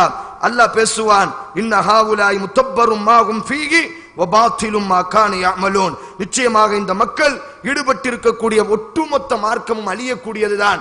நீங்க அந்த சிலையை பார்த்து பேசிட்டு இருக்கிறீங்க, அதெல்லாம் அழியக்கூடிய மார்க்கம், உங்கள்கிட்ட இருக்கிறது அழியாத மார்க்கம் என்பதாக அல்லாஹ் ரப்புல் ஆலமீன் மூசா அலைஹிஸ்ஸலாம் மூலியம் அந்த யூதர்களுக்கு சமாதானத்தை கொடுத்து இப்ப அல்லாஹ் ரப்புல் ஆலமீன் எகிப்துல கொண்டு வருவான். இப்ப எகிப்தினுடைய ஆட்சியாளர்களாக மாறிவிட்டார்கள். எகிப்தினுடைய ஆட்சியாளராக மாறியாச்சு. ஃபுல்லா எகிப்து இவங்க கண்ட்ரோலுக்குள்ள வந்துட்டு, ஃபுல்லா எகிப்தினுடைய மிகப்பெரிய சர்வாதிகாரிகளாக இப்ப மூசா அலைஹிஸ்ஸலாத்தினுடைய தலைமையில இந்த யூதர்கள் வாழ்ந்து கொண்டிருக்கும் பொழுதுதான் இதுவரை அல்லாஹ் அந்த யூதர்களுக்கு ஒரு வேதத்தை கொடுக்கவில்லை. இப்பொழுது அல்லாஹ் ரப்புல் ஆலமீன் இப்போ உங்களுக்கு இப்போ ஒரு அரசாங்கம் வந்தாச்சா இல்லையா? இவங்களுக்குன்னு ஒரு நாடு வந்தாச்சு, இவங்களுக்குன்னு ஒரு ஒற்றுமை வந்தாச்சு, இவங்களுக்குன்னு இப்போ ஒரு நல்ல ஒரு லைஃப் கிடைச்சிட்டு இப்ப அல்லாஹ் ரப்பல் ஆலமீன் மூசா அலைஹிஸ்ஸலாத் அழைப்பான், வா மூசா உனக்கு நான் வேதத்தை கத்து உனக்கு என்று மூசா அலைஹிஸ்ஸலாம் அந்த ஃபிரௌன்ட்ட போகும்பொழுதே கேட்டிருப்பாங்க. மூசா அலைஹிஸ்ஸலாத்திற்காக வேண்டி அல்லாஹ் மூசா அலைஹிஸ்ஸலாத்தினுடைய சகோதரரை நபியாக அல்லாஹ் நியமித்தான். இப்ப மூசா அலைஹிஸ்ஸலாம் 40 நாள் துர்சினா மலைக்கு தவம் செய்ய போன பொழுது இப்ப இந்த ஹாரூன் அலைஹிஸ்ஸலாத்தை இந்த யூதர்களினுடைய மத வழிபாட்டினுடைய தலைவராக நியமித்து விட்டு சென்றார்கள். அப்ப அல்லாஹ் பேசுவான். இப்ப மூசா அலைஹிஸ்ஸலாம் போயிடுவாங்க. வலம்மா ஜாஅ மூசா லிமீகாத்தினா வகல்லமஹு ரப்பு. மூசா அலைஹிஸ்ஸலாம் அல்லாஹ்ட்ட பேசுவாங்க. மூசா அலைஹிஸ்ஸலாத்துக்கு ஒரு இயற்கையான ஒரு பாசம் என்ன தெரியுமா? அல்லாஹ் கூப்பிட்டுருப்பான், கூப்பிட்டதை விட அப்படி துட்டிச்சிட்டு மூசா அலைஹிஸ்ஸலாம் ஓடுவாங்க. இப்போ மூசாவை பார்த்து கேட்பான் அல்லாஹ், மூசா அலைஹிஸ்ஸலாம் மேல அல்லாஹ் வச்ச அன்பு மாதிரி ஒரு குழந்தை மேல அல்லாஹ் அன்பு வைத்ததில்லை. அந்த அளவுக்கு அல்லாஹ் பேசுவான். மூசா அலைஹிஸ்ஸலாத்தை பார்த்து, எனக்காக வேண்டி மூசா நான் உன்னை படைத்தேன். அல்லாஹ் என்ன செஞ்சாலும் மூசா அலைஹிஸ்ஸலாத்தை விட்டு விடுவான். மூசா அலைஹிஸ்ஸலாம் எந்த அளவுக்கு அல்லாஹ் ரப்பல் ஆலமீனோடு நேரடியாக பேசுவார். அல்லாஹ்வோடு சர்வ சாதாரணமாக ஒரு நண்பனை போன்ற அல்லாஹ்விடத்தில் பழகக்கூடிய அளவிற்கு அல்லாஹ் ரப்பல் ஆலமீன் மூசா அலைஹிஸ்ஸலாத்துக்கு ஒரு சுதந்திரத்தை கொடுத்தான். வரக்கூடிய மலக்குல் மௌத்தை கூட அடிச்சு விரட்டக்கூடிய அளவுக்கு அல்லாஹ் ரப்பல் ஆலமீன் ஒரு தைரியத்தை கொடுத்தான். எவ்வளவு பெரிய விஷயத்தை அல்லாஹ்ட்ட நேரடியா பேசிடுவார்கள் மூசா அலைஹிஸ்ஸலாம். அல்லாஹ் சொல்லுவான், மூசா ஃபிரௌன்ட்ட போ. உடனே மூசா அலைஹிஸ்ஸலாம் பேசுவாங்க, ஹாரூன் வராம நான் போக மாட்டேன், எனக்கு பயமா இருக்கு, ஹாரூனை கொடுத்தா தான் நான் போவேன். எப்படி ஒரு நண்பன் எப்படி பேசுவோம்? நபியினுடைய அந்த ஈமானை பத்தி பேசுற நண்பர் நமக்கு மத்தியில் அதான் அல்லாஹ் கல்லம், அதான் தனக்காக வேண்டி நான் படைத்தேன் மூசாவை. அல்லாஹ்ட்ட ரொம்ப சர்வ சாதாரணமா பேசுவாங்க. இப்ப அல்லாஹ் ரப்பல் ஆலமீன் வர சொன்ன உடனே இப்ப மூசா அலைஹிஸ்ஸலாம் கல்லமஹு ரப்பு அல்லாஹ்ட்ட பேசிட்டு இருக்கும் பொழுது மூசா அலைஹிஸ்ஸலாத்துக்கு ஒரு ஆசை, அல்லாஹ்வை பார்க்கணும்னு சொல்லி கால ரப்பி யா ரப்பி, என்னுடைய ரப்பி அன்துர் இலை, உன்னை நான் பார்க்கணும்னு சொல்லி அல்லாஹ்ட்ட கேட்கும் பொழுது அல்லாஹ் ஒரு மலையின் மீது, அந்த தூர்சினா மலையின் மீது, மூசா முடியாது என்றாலும் என்னுடைய ஒளியினுடைய ஒரு ஒளியை இந்த மலையின் மீது நான் அனுப்பி வைக்கிறேன், முடிந்தால் அதை நீ பாருன்னு சொல்லி அல்லாஹ் பேசுவான். அந்த அல்லாஹ்வுடைய ஒரு ஒளியினுடைய ஒரு ஒளி அந்த மலையின் மீது வர ஆரம்பித்தவுடன் فإن استقر مكانه فسوف تراني فلما تجلى ربه அல்லாஹ்வுடைய ரப்பினுடைய அந்த ஒளி வர ஆரம்பித்தவுடன் ஜஅலஹு தக்கா, அந்த மலை அப்படி தூள் தூளாக மாறிவிடும். வஹர்ர மூசா ஸாயிகா, மூசா அலைஹிஸ்ஸலாம் மயக்கம் போட்டு விழுந்து விடுவார். அடுத்து அல்லாஹ் ரப்பல் ஆலமீன் உயிரை கொடுப்பான். உடனே அவர் மன்னிப்பு தேடுவார், யா அல்லாஹ் நீ சொன்னதற்கு மாற்றமாக நான் பேசிவிட்டேன், என்னை மன்னித்து விடு என்று அல்லாஹ்ட்ட பேசின உடனே இப்ப அல்லாஹ் ரப்பல் ஆலமீன் தௌராத் என்று சொல்லக்கூடிய வேதத்தை ஒரு கட்டையில எழுதி அல்லாஹ் ரப்பல் ஆலமீன் மூசா அலைஹிஸ்ஸலாத்திடத்தில் கொடுப்பான். அல்லாஹ் பதிவு செய்கிறான், வகதப்னா ஃபில் அல்வாஹி மின் குல்லி ஷைஇன் மௌஇதா, அந்த தௌராத் என்ற அந்த வேதத்தை நாம் எழுத்துப்பூர்வமாக எழுதி மூசாவினுடைய கரத்தில் கொடுத்தோம். மூசால எவ்வளவு பெரிய ஒரு சந்தோஷம், ரப்பினுடைய வேதத்தை வாங்கிவிட்டு வருகிறோம், அல்லாஹ்ட்ட பேசிட்டு வரோம், அந்த வேதத்தை கையில சுமந்தவராக இப்ப பேசின சந்தோஷத்துல நாம செத்து போனா கூட நம்ம யூத சமூகம் சாகாது. காரணம் அல்லாஹ்வுடைய வேதம் உயிர் வாழக்கூடியவரை இந்த யூதர்கள் நல்ல முறையில் வாழ வேண்டும் என்ற ஆசையில அப்படி தூக்கிட்டு வரும் பொழுது அதுக்குள்ள இங்க என்ன நடந்துரும்னா, ஹாரூன் அலைஹிஸ்ஸலாம் ரொம்ப இரக்கமுடையவரே, நல்ல பெரிய தாடி வச்சிருப்பாங்க. அல்லாஹ் இதுல பதிவு செய்கிறான். இப்ப ஹாரூன் அலைஹிஸ்ஸலாம் அந்த 40 நாள் இந்த யூதர்களை கூப்பிட்டு வணக்கம் செஞ்சுட்டு இருக்கும் பொழுது சாமிரின்னு சொல்லி ஒருத்தர் உருவாயிரும். இவன் என்ன செஞ்சிருவான், ஒரு காளை மாட்டை, முதல்ல இந்த பசு மாடு காளை மாடெல்லாம் கடவுளா உருவாக்கணும் இந்த ஷைத்தான் தான். இவனுவ விதைச்ச விதை தான் இன்னைக்கு நம்ம தோலை உரிச்சிட்டு இருக்கானோ பல ஷைத்தான்கள். இப்ப என்ன நடந்துட்டு இருக்கும், ஆனால் இப்ப இந்த சாமிரி ஒரு மாட்டை கடவுளா, அதாவது தங்கங்களை கொண்டு வெள்ளியை கொண்டு அல்லாஹ் அந்த அத்தியாயத்துல பதிவு செய்வான். நீங்க என்ன வீட்டுல போய் 7வது அத்தியாயம் 103ல இருந்து 156 வரை படிச்சு பாருங்க, ஃபுல்லா அல்லாஹ் இந்த வரலாறை சொல்வான். இப்போ ஒரு அல்லாஹ் ஒரு பெரிய ஒரு இந்த தங்கங்களை கொண்டு இப்போ ஒரு மாடை செய்ய ஆரம்பிச்சிருவான். இப்ப ஹாரூன் அலைஹிஸ்ஸலாம் அந்த மக்களுக்கு எல்லாம் இபாதத் செஞ்சுட்டு இருப்பாரு, மார்க்கத்தை கத்துக் கொடுப்பாரு. இப்ப அந்த சாமிரி எல்லா யூதர்களையும் அழைப்பான். அழைச்சி எங்க போறீங்க, உங்க மூசா எங்க போயிருக்காரு? சொல்லுவாங்க, எங்க அல்லாஹ்ட்ட பேச போயிருக்காரு, எங்க அல்லாஹ் அவருக்கு வேதம் கொடுக்க போறான்னு சொல்லி இந்த வேதத்தை வாங்கிட்டு வர போயிருக்காரு. அதெல்லாம் சும்மா, அங்க ஏன் நீங்க ரப்ப தேடுறீங்க, இங்க பாருங்கன்னு சொல்லி இந்த மாட்டுல ஒரு குத்த ஆரம்பிச்ச உடனே அந்த மாடு பேச ஆரம்பிச்சிடும். என்னை காட்சி இரும்பு பேசுமா, பேசுதா இல்லையா, மூசாவும் நீங்களும் தேடக்கூடிய இறைவன் இதோ இருக்கிறான் என்று சொன்ன உடனே ஹாரூன் அலைஹிஸ்ஸலாத்தை விட்டுட்டு எல்லா யூத பயிரும் அந்த மாட்டுக்கு சஜ்ஜா செய்ய ஆரம்பித்து விடுவான். எல்லா யூதர்களும் அந்த மாட்டை வணங்க ஆரம்பித்து விடுவார்கள். அவங்களுடைய குணத்தை ஃபுல்லா பார்த்துக்கிட்டே வாங்க, அவங்களுடைய திட்டம் அப்பதான் கடைசி நேரத்தில் உங்களுக்கு புரியும். இனி ஒரு நாள் பேசும் பொழுது இப்ப என்ன செய்யறாங்க, இப்ப ஹாரூன் அலைஹிஸ்ஸலாம், இப்ப மூசா அலைஹிஸ்ஸலாம் சந்தோஷத்துல வரும் பொழுது உடனே இப்ப இந்த காட்சியை பார்த்த உடனே முழு யூதர்கள் அங்க போய் சுஜூது பண்ணிட்டு இருக்கிறான். எந்த ரப்பு நமக்கு பாதுகாப்பு கொடுத்தானோ, எந்த ரப்பு கடலை பிளந்தானோ, எந்த ரப்பு என்னிடத்தில் பேசினானோ, எந்த ரப்பு யூதர்களுக்கு வெற்றியை கொடுத்தானோ, எந்த ரப்பு இந்த யூதர்கள் வழிகிடக் கூடாது என்று வேதத்தை கொடுத்தானோ, அந்த ரப்பு எதிர்க்கக்கூடிய ஒரு சிலை வணக்கத்துக்கு போயிட்டானு சொல்லி கொடுத்த வேதத்தை வலம்மா சுக்கித ஃபீ ஐதீஹிம் தூக்கி எறிஞ்சிட்டார் மூசா அலைஹிஸ்ஸலாம். இதான் மூசா அலைஹிஸ்ஸலாம் குணம். அல்லாஹ் அவ்வளவு சந்தோஷமா வாங்கிட்டு வந்த ஆளு இந்த பைல்வ செஞ்ச காட்சியை பார்த்தோன்னே உங்களுக்குலாம் எதுக்குடா இதுன்னு சொல்லி வலம்மா சுக்கித ஃபீ ஐதீஹிம் கையில இருந்து ஒரு தூக்கி எறிஞ்ச உடனே நேரா இப்ப தன்னுடைய ஹாரூன்ட்ட போறாரு.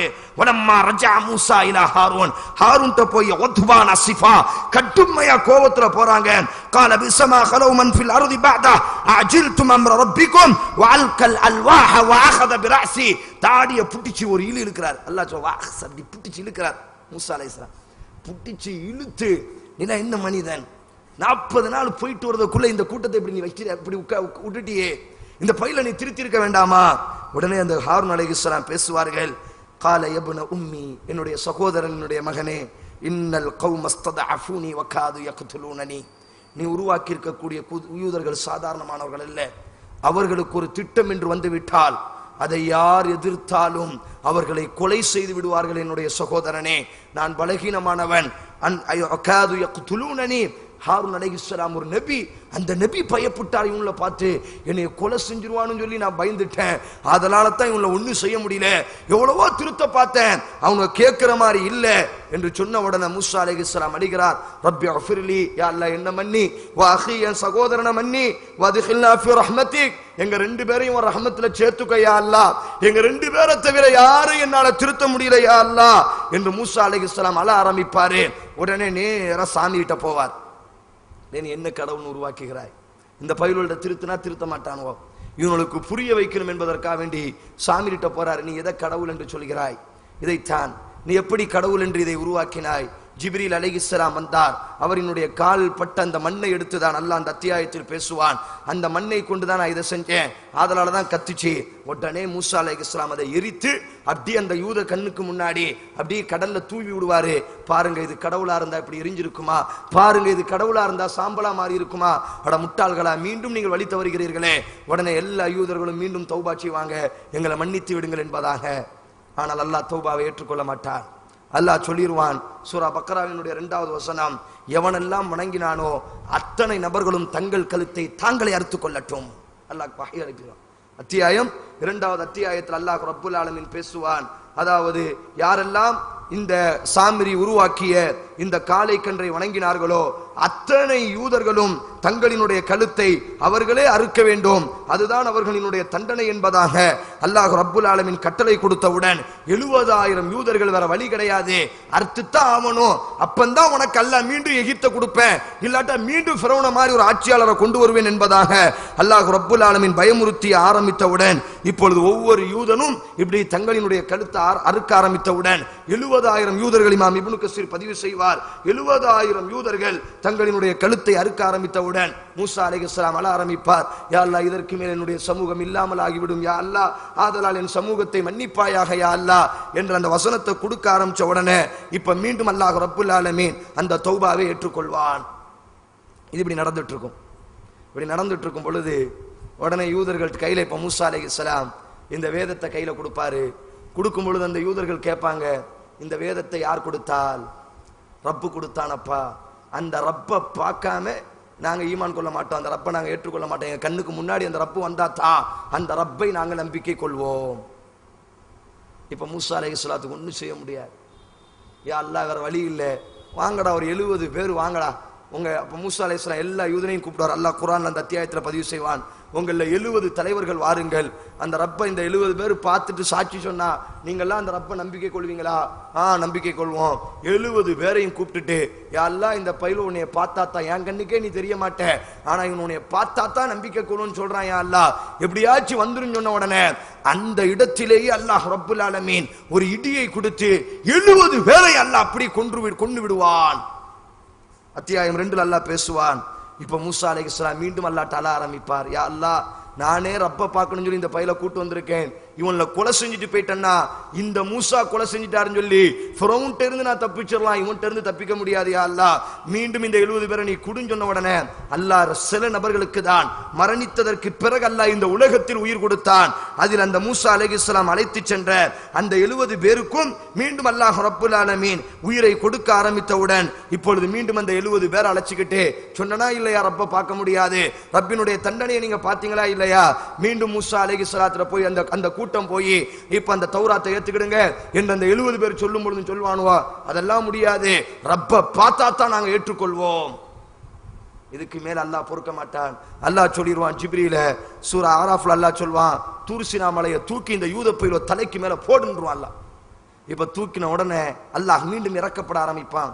போடுற முன்னாடி ஜிப்ரீலை கேளுங்க, நீ வேதத்தை கையில வாங்குறியா அல்லது உன் தலையில இந்த மலையை போடவா, குதில் கிதாப், உடனே அந்த வேதத்தை கையில் பெற்றுக் கொள்வார்கள். அவனுக்கு வேதம் கிடைச்ச முறையே இப்படித்தான், கொடுத்த வேதத்தையும் வாங்க மாட்டார்கள், கொடுத்த வேதத்தையும் சிரமப்பட்டு மூசா அலைஹிஸ்ஸலாம் தியாகத்தின் மீது வாங்க மாட்டார்.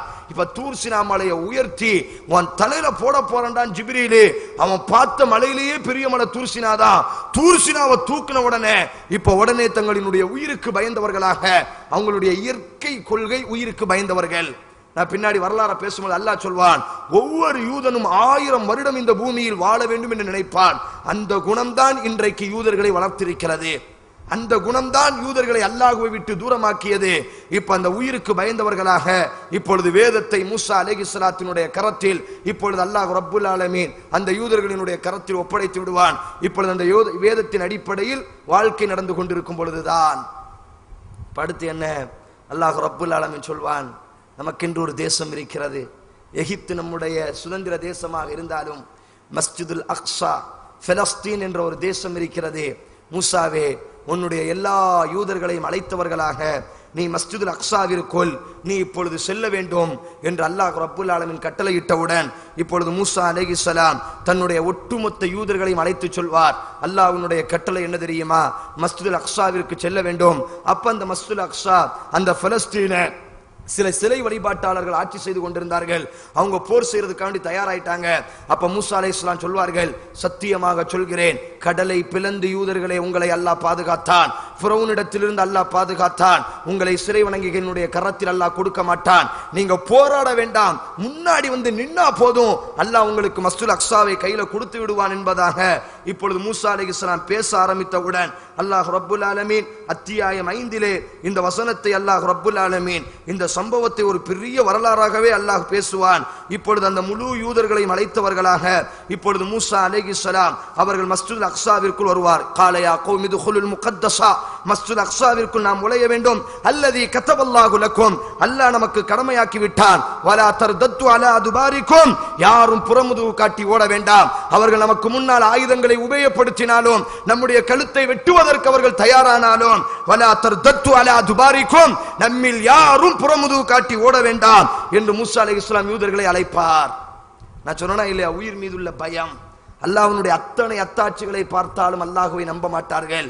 உடனே அந்த கூட்டம் சொல்றாங்க, காலு, அந்த யூதர்கள் சொன்னார்கள், யா மூசா இன்ன ஃபீஹா கௌமன் ஜப்பாரீன், என்ன பற்றி பேசுற, இப்பதான் ஃபிரௌன்ட்ட இருந்து தப்பிச்சிருக்கோம், இன்ன ஃபீஹா கௌமன் ஜப்பாரீன், அவர்கள் பெரிய பலமா இருக்கிறாங்க, வ இன்னா லன் நதுகுலஹா, நாம் அதற்குள் நுழைந்தால் ஹத்தா யக்ருஜு மின்ஹா, அல்லாஹ் சொல்றான் நீ நுழை, உனக்கு அந்த தேசத்தை தரேன். ஆனா யூதன் சொல்றான் பாருங்க, வ இன்னா லன் நதுகுலஹா, நீ என்ன பற்றி பேசுற, ஆயுதத்தை பாரு, உள்ள நுழைந்தால் நம்மை அவர்கள் விரட்டி விடுவார்கள், ஆதலால் பையானா தாஹிலூன், நாம் நுழைய வேண்டாம், நாம் வெளியே திரும்பி விடலாம்.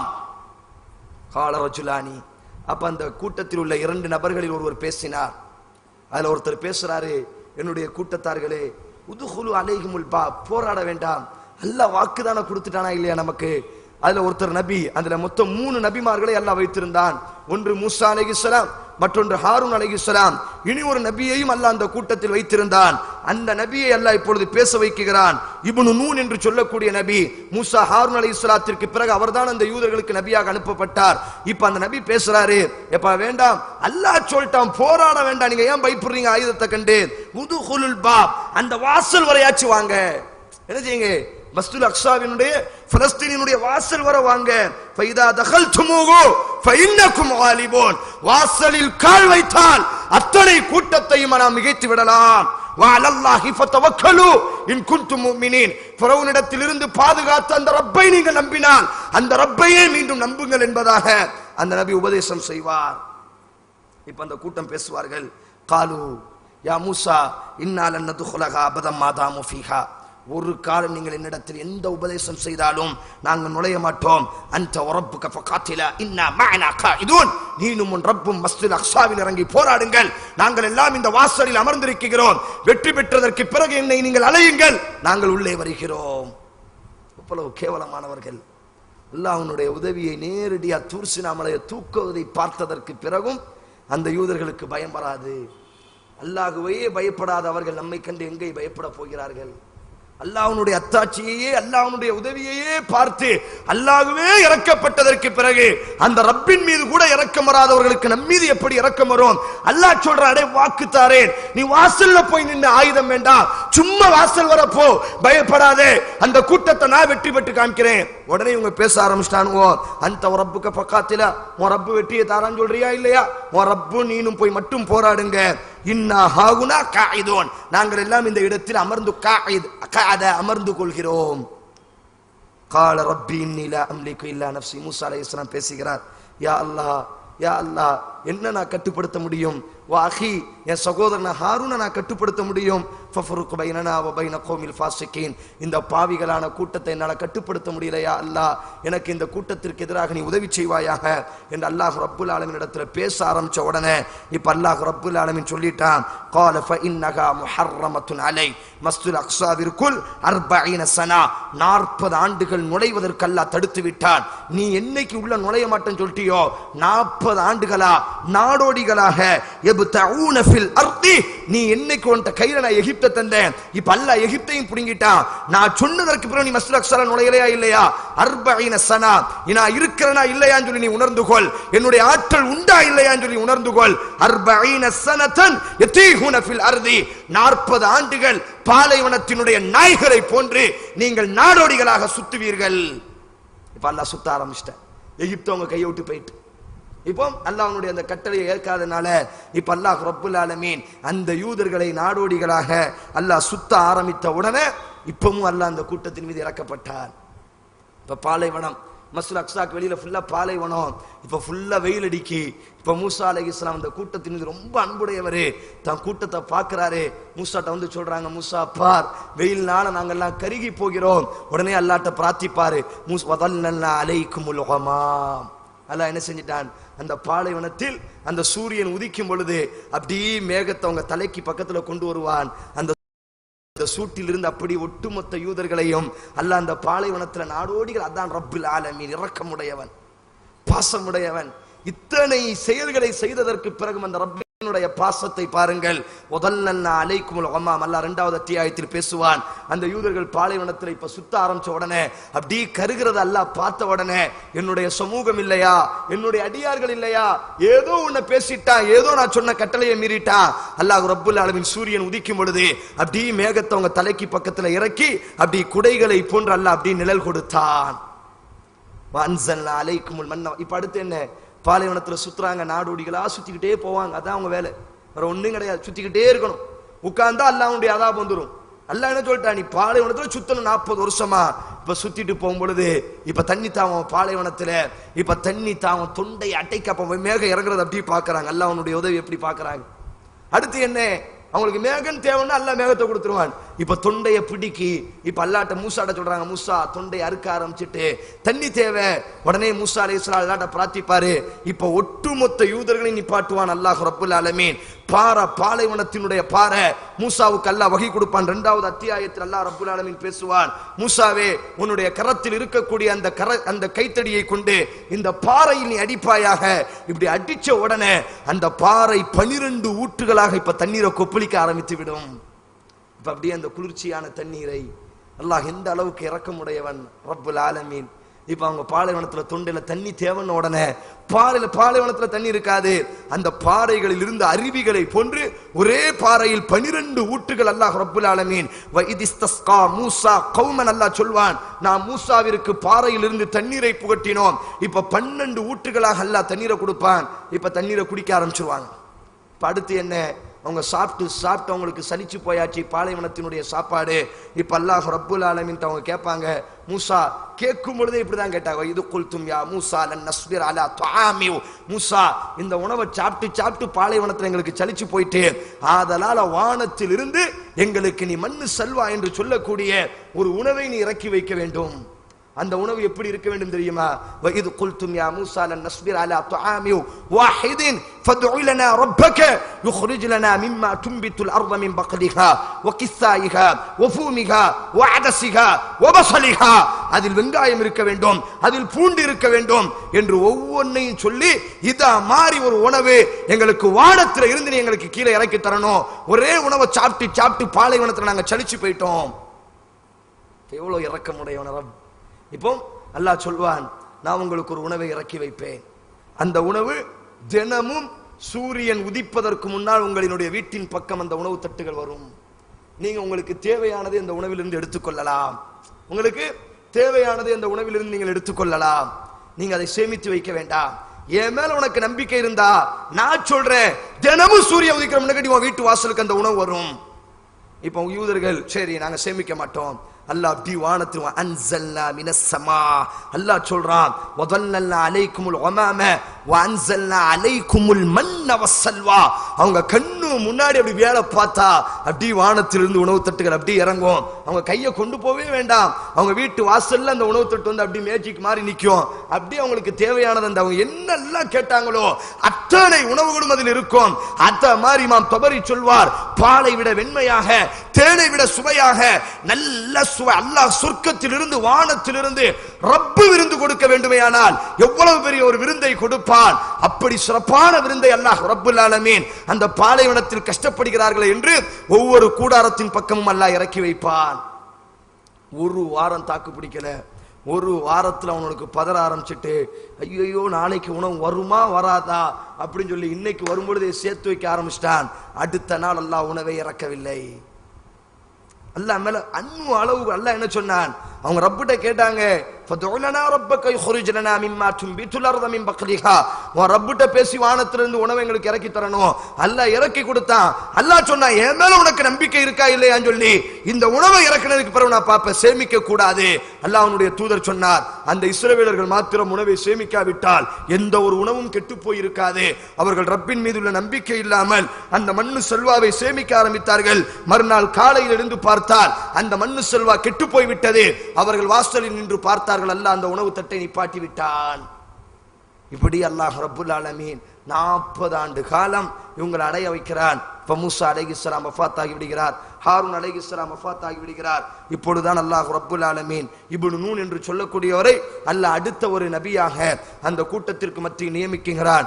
இப்பொழுது அந்த 40 ஆண்டுகள் முடிந்ததற்கு பிறகு இப்பொழுது அந்த அதாவது அல்லாஹ் ரப்புல் ஆலமீன் வஹி அறிவிப்பான், என்னுடைய அந்த தண்டனையை நீங்கள் அனுபவித்து விட்டீர்கள், இப்பொழுது நீங்கள் மஸ்ஜிதுல் அக்ஸாவிற்கு நுழையலாம்.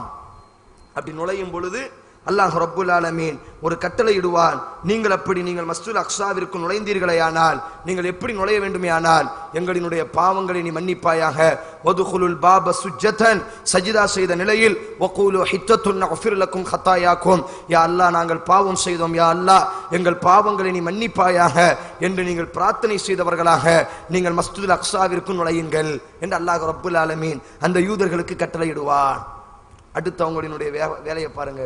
இப்போ 40 வருஷ காலம் நாடோடி ஆயிட்டு இப்ப மஸ்ஜிதுல் அக்ஸாவுக்குள்ள வந்த உடனே அந்த நபி சொல்வார், அல்லாஹ் சூரத் பக்ரால சொல்வான், வதுகுலுல் பாப், இப்பொழுது கதவுகள் திறக்கப்படுகிறது, மஸ்ஜிதுல் அக்ஸாவினுடைய கதவுகள், சுஜ்ஜதன் சஜிதா செய்த நிலையில் சஜிதா செய்யுங்கள், வகூலு சொல்லுங்கள், ஹித்தத்துன் நஃபிர் லக்கும் ஹத்தாயாக்கும், யா அல்லாஹ் எங்களுடைய பாவங்களை நீ மன்னிப்பாயாக என்று பிரார்த்தனை செய்தவர்களாக உள்ளே நுழையுங்கள் என்று சொன்னவுடன் இப்பொழுது அந்த யூதர்கள் அல்லாஹ் சொன்னதற்கு அப்படி மாறு செய்யக்கூடிய கூட்டம், நபி சொன்னதற்கு அப்படி மாறிச்சு. அல்லாஹ் சொல்றான், ஃபபத்தலல்லதீன ظلموا قولا, அந்த அக்கிரமக்கார கூட்டம் நான் எப்படி உள்ள நுழைய சொன்னேன் அப்படி நுழையாம பெருமை அடித்தவர்களாக துள்ளியவர்களாக.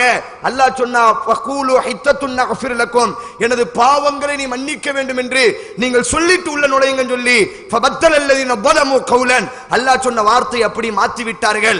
அல்லாஹ்வே கோதுமை, அல்லாஹ்வே கோதுமை என்று அல்லாஹ்வை கேலி அடிக்கக்கூடிய விதமாக வகூலு ஹித்தத்துன் நக்ஃபிர் லக்கும் என்று சொல்ல வேண்டிய இடத்தில் வகூலு ஹித்தத்துன் ஹப்பத்தும் மின் ஷஅரி, கோதுமையினுடைய பருக்கைகள், கோதுமையினுடைய பருக்கைகள். அல்லாஹ் சொல்றா குர்ஆன்ல, இப்படி சொல்லிக்கிட்டு திமிரு பிடித்தவர்களாக உள்ளே நுழைந்தார்கள்.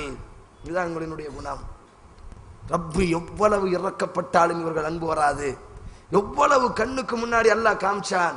அல்லாஹ் சொல்றாரே, உனக்காக நீ 40 வருஷத்துக்கு பிறகு கதவை திறக்கிறேன், எனக்காக நீ ஒன்னு செய், சுஜூது செய்.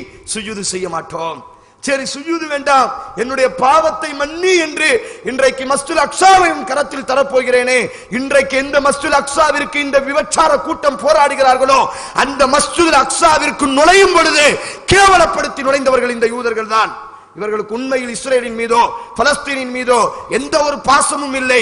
அவர்களை பொறுத்தவரையில் பிடிக்க வேண்டும். இன்றைக்கு பேசுகிறார்கள் யூதர்கள், எங்களினுடைய தாய் பூமி பலஸ்தீன் என்பதாக. அல்லாஹ் சொன்னான் உள்ளே நுழை என்பதாக. உள்ளே நுழைய மறுத்த கூட்டம் இந்த யூதர்கள். அல்லாஹ் சொன்னான் பாவத்தை மன்னித்து பாவ மன்னிப்பு தேடியவராக உள்ளே நுழையுங்கள் என்பதாக கேவலப்படுத்தப்பட்டு அல்லாஹ்வை கேலி அடித்து நுழைந்தவர்கள் இந்த மஸ்ஜிதுல் அக்ஸாவிற்குள் இந்த யூதர்கள். அதைத்தான் அல்லாஹ் சூரா பக்ரால சொல்வான், ஃபபத்தல் அல்லதீன ظلموا قولا, அப்படி தங்களினுடைய வார்த்தையை மாற்றியவர்களாக, ஹித்தத்துன் என்பதற்கு பரிதராக ஹப்பத்துன், கோதுமையினுடைய விதை என்று சொல்லிக் கொண்டு அல்லாஹ்வை கேலி அடித்து பெருமை அடித்தவர்களாக உள்ளே நுழைந்தார்கள். அல்லாஹ் போறான், விட்டுட்டான். சரி போ, உள்ள நுழையவே மாட்டேன்னு சொன்னவனுக்கு இப்ப இந்த மஸ்ஜிதுல் அக்ஸா உன் கரத்துல நான் தாரேன். இப்படி அல்லாஹ் ரப்புல் ஆலமீன் இப்ப அவங்களுக்கு வில்ல விட்ட உடனே அல்லாஹ் ரப்புல் ஆலமீன் அந்த மூசா அலைஹிஸ்ஸலாத்தினுடைய சமூகத்தில் அடுத்து அல்லாஹ் நேரடியாக காமித்த மற்றொரு சம்பவத்தை அல்லாஹ் சூரால பக்ரால பதிவு செய்வான். இப்ப அந்த யூதர்கள்ல ஒருத்தன் மரணித்து விடுவான், ஒரு ஆள் கொலை செய்து விடுவார். இப்போ ஒரு ஆள் அந்த ஒரு யூதனை ஒரு ஆளை கொலை செஞ்சிருவாரு. இப்ப மூசாட்ட வந்து சொல்லுவாங்க, எங்க யூதனை ஒருத்தன் கொன்னுட்டான், யாரும் சொல்லி கண்டுபிடிக்க வேண்டும். அப்ப அல்லாஹ்ட்ட பிரார்த்திப்பார். அதாவது மூசா அலைஹிஸ்ஸலாம் பிரார்த்திப்பார்கள், அல்லாஹ்வே இந்த யூதனை யார் கொலை செய்தார்களோ அவரை நீ எங்களுக்கு காமித்து தருவாயாக என்று அந்த மூசா அலைஹிஸ்ஸலாம் பிரார்த்திக்கும் பொழுது அல்லாஹ் சொல்வான், பக்கரத்துன், அதான் சூரா பக்கரான்னு சொல்லி நம்ம சொல்றோமா இல்லையா, பசுமா அதாவது மாடுன்னு சொல்றோமா இல்லையா, அந்த பக்கரா என்பதே இதுக்காக வேண்டிதான் அருளப்பட்டுச்சு. இந்த சம்பவத்திற்காக வேண்டித்தான். இந்த சம்பவம் அந்த பக்கரா என்ற அத்தியாயத்தில் வருவதனால்தான் அந்த அத்தியாயத்திற்கு பக்கரா என்றே சொல்லப்படும். இப்பொழுது மூசா அலைஹிஸ்ஸலாம் அவர்கள் இப்பொழுது அல்லாஹ் ரப்புல் ஆலமீன் மூசா அலைஹிஸ்ஸலாத்துக்கு சொல்வான், மூசாவே ஒரு மாட்டை நீ பிடித்து நீங்கள் அருங்கள், அந்த மாட்டினுடைய வாளை எடுத்து நீங்கள் என்ன செய்ய வேண்டுமையானால் இறந்தவனினுடைய சடலத்தின் மீது அடித்தால் அவன் உயிர்ப்பித்து எழுந்து விடுவான். மாட்டை அறுத்திருக்க இந்த யூதனுடைய அடுத்த ஒரு குணம் என்ன தெரியுமா, அல்லாஹ் ஒரு விஷயம் சொன்னால் அல்லாஹுவை மட்டப்படுத்துவதற்காக வேண்டி ஒண்ணுமே கஷ்டமே படாம இவங்களுக்கு அல்லாஹ்வுடைய உதவி வர வேண்டும். இப்ப அல்லாஹ்ட்ட மீண்டும் மூசாட்ட கேட்கறாங்க, மாடு அருன்னு அல்லாஹ் சொல்லிட்டான, ஒரு மாடு அறுத்துட்டு போலாமே. இப்ப மீண்டும் கேட்கறாங்க, பக்கியா அதனுடைய நிறம் எப்படி இருக்கும், முதல்ல அதை சொல்ல சொல். நீ மாடு அறுக்குன்னு சொல்றியே, அதனுடைய நிறம் எப்படி இருக்கும்? உடனே மூசா அலைஹிஸ்ஸலாத்து அல்லாஹ்ட்ட கேட்பாங்க. அல்லாஹ் சொல்வான், பார்த்தால் கவர்ச்சியாக மஞ்சள் நிறத்தில் அதனுடைய நிறம் இருக்கும். இப்படிப்பட்ட மாடை எங்க போய் தேட முடியும்? இப்ப பனி இஸ்ரவேல் சொல்வாங்க, எங்க போய் தேட முடியும்? நீ தானே கேட்ட நிறத்தை போய் தேடு. இப்போ அடுத்து அல்லாஹ்ட்ட கேட்பாங்க, நிறத்தை நாங்க கண்டுபிடிச்சிட்டா அந்த மாடு எப்படி இருக்கும்? அந்த மாடு உழுவதற்காக வேண்டி பயன்படுத்தவே பட்டிருக்காது, நிலத்திலே அது உளுந்திருக்காது, விவசாயத்திற்காக வேண்டி அது பயன்படுத்தவே பட்டிருக்காது. 5000 ஆண்டுக்கு முன்னாடி மாடே விவசாயத்துக்கு தான் பயன்படுத்தப்பட்டுச்சு. இப்ப அல்லாஹ் அடுத்து சொல்லிடுவான், நான் மாடுன்னு சொன்ன நீ அறுத்திருக்கலாம், நிறத்தை கேட்ட அதோடு நீ பாட்டிருக்கலாம், அதையும் தாண்டி அந்த மாட்டினுடைய வேலை என்னன்னு சொல்லி நீ கேட்டியா இல்லையா? ஆதலால் அது விவசாயத்திலே உழுப்பெயர்க்கவே பட்டிருக்காது, விவசாயத்திற்காக வேண்டி அது ஈடுபட்டிருக்கவே இருக்காது. இப்ப பல வருட காலமாக யூதர்கள் அந்த ஜனாசாவை போட்டுட்டு அந்த மாடை தேடி அலைவானுவோ. ஒரு பக்கம் பார்த்தா மஞ்ச நிறம், மஞ்ச மாட்டை பிடிச்சிட்டு அது விவசாயத்துக்காண்டி பயன்படுத்தப்பட்டிருக்கும். இங்க ஷர்த்து என்ன, மாடையும் பிடிக்கணும் மஞ்ச மாட்டையும் பிடிக்கணும், அது விவசாயத்திற்காண்டி உளுந்திருக்காது. கடைசியா ஒரு மாட்டை கண்டுபிடித்து விடுவார்கள்.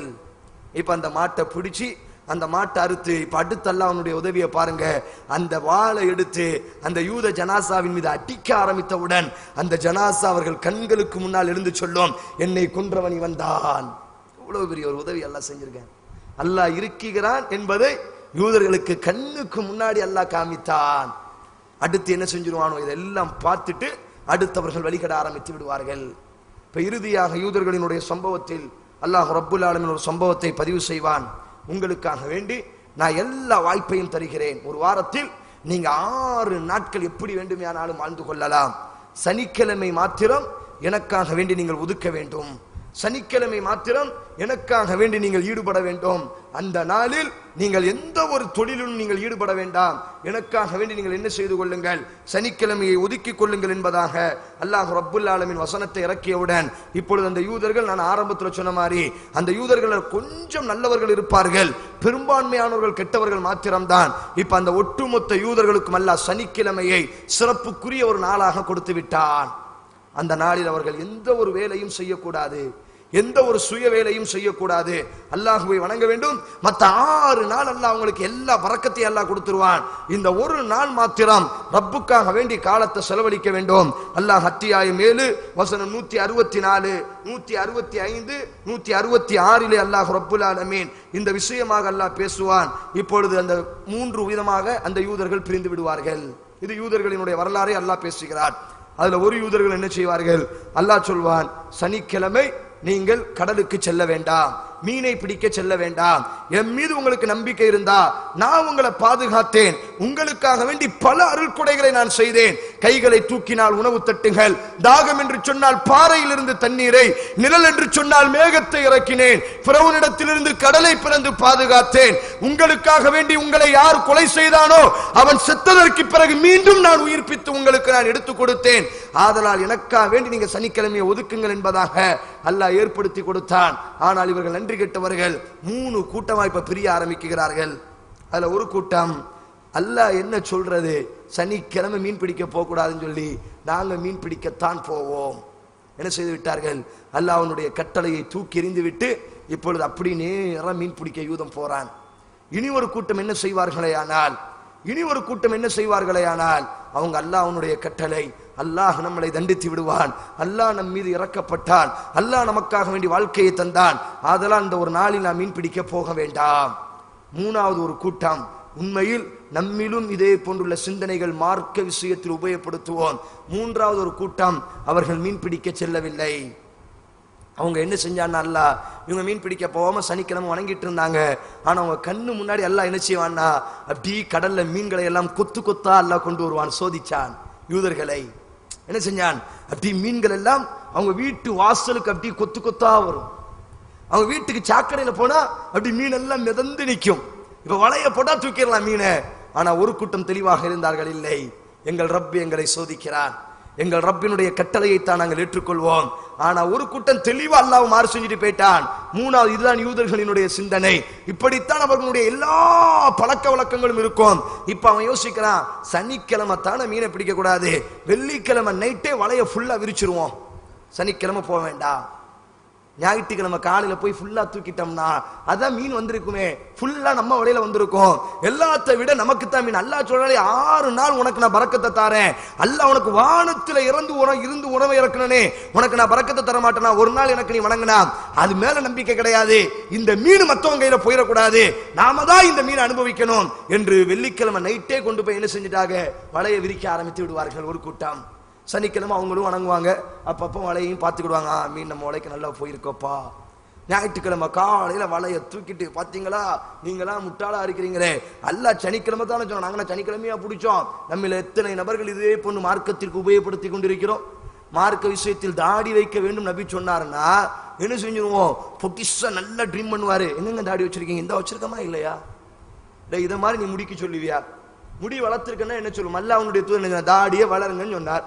இப்ப நான் சொல்றேன், முடி வளர்தல் அப்படின்னா ஃபுல்லா ட்ரிம் பண்ணிட்டு நான் தான் முடி வளர்த்திருக்கேன்னு சொல்லுவோமா, ட்ரிம் பண்ணியிருக்கேன்னு சொல்லுவோம். அப்ப நம்முடைய சுய விஷயம் என்று வரும் பொழுது நாங்க ரொம்ப தெளிவா இருப்போம்.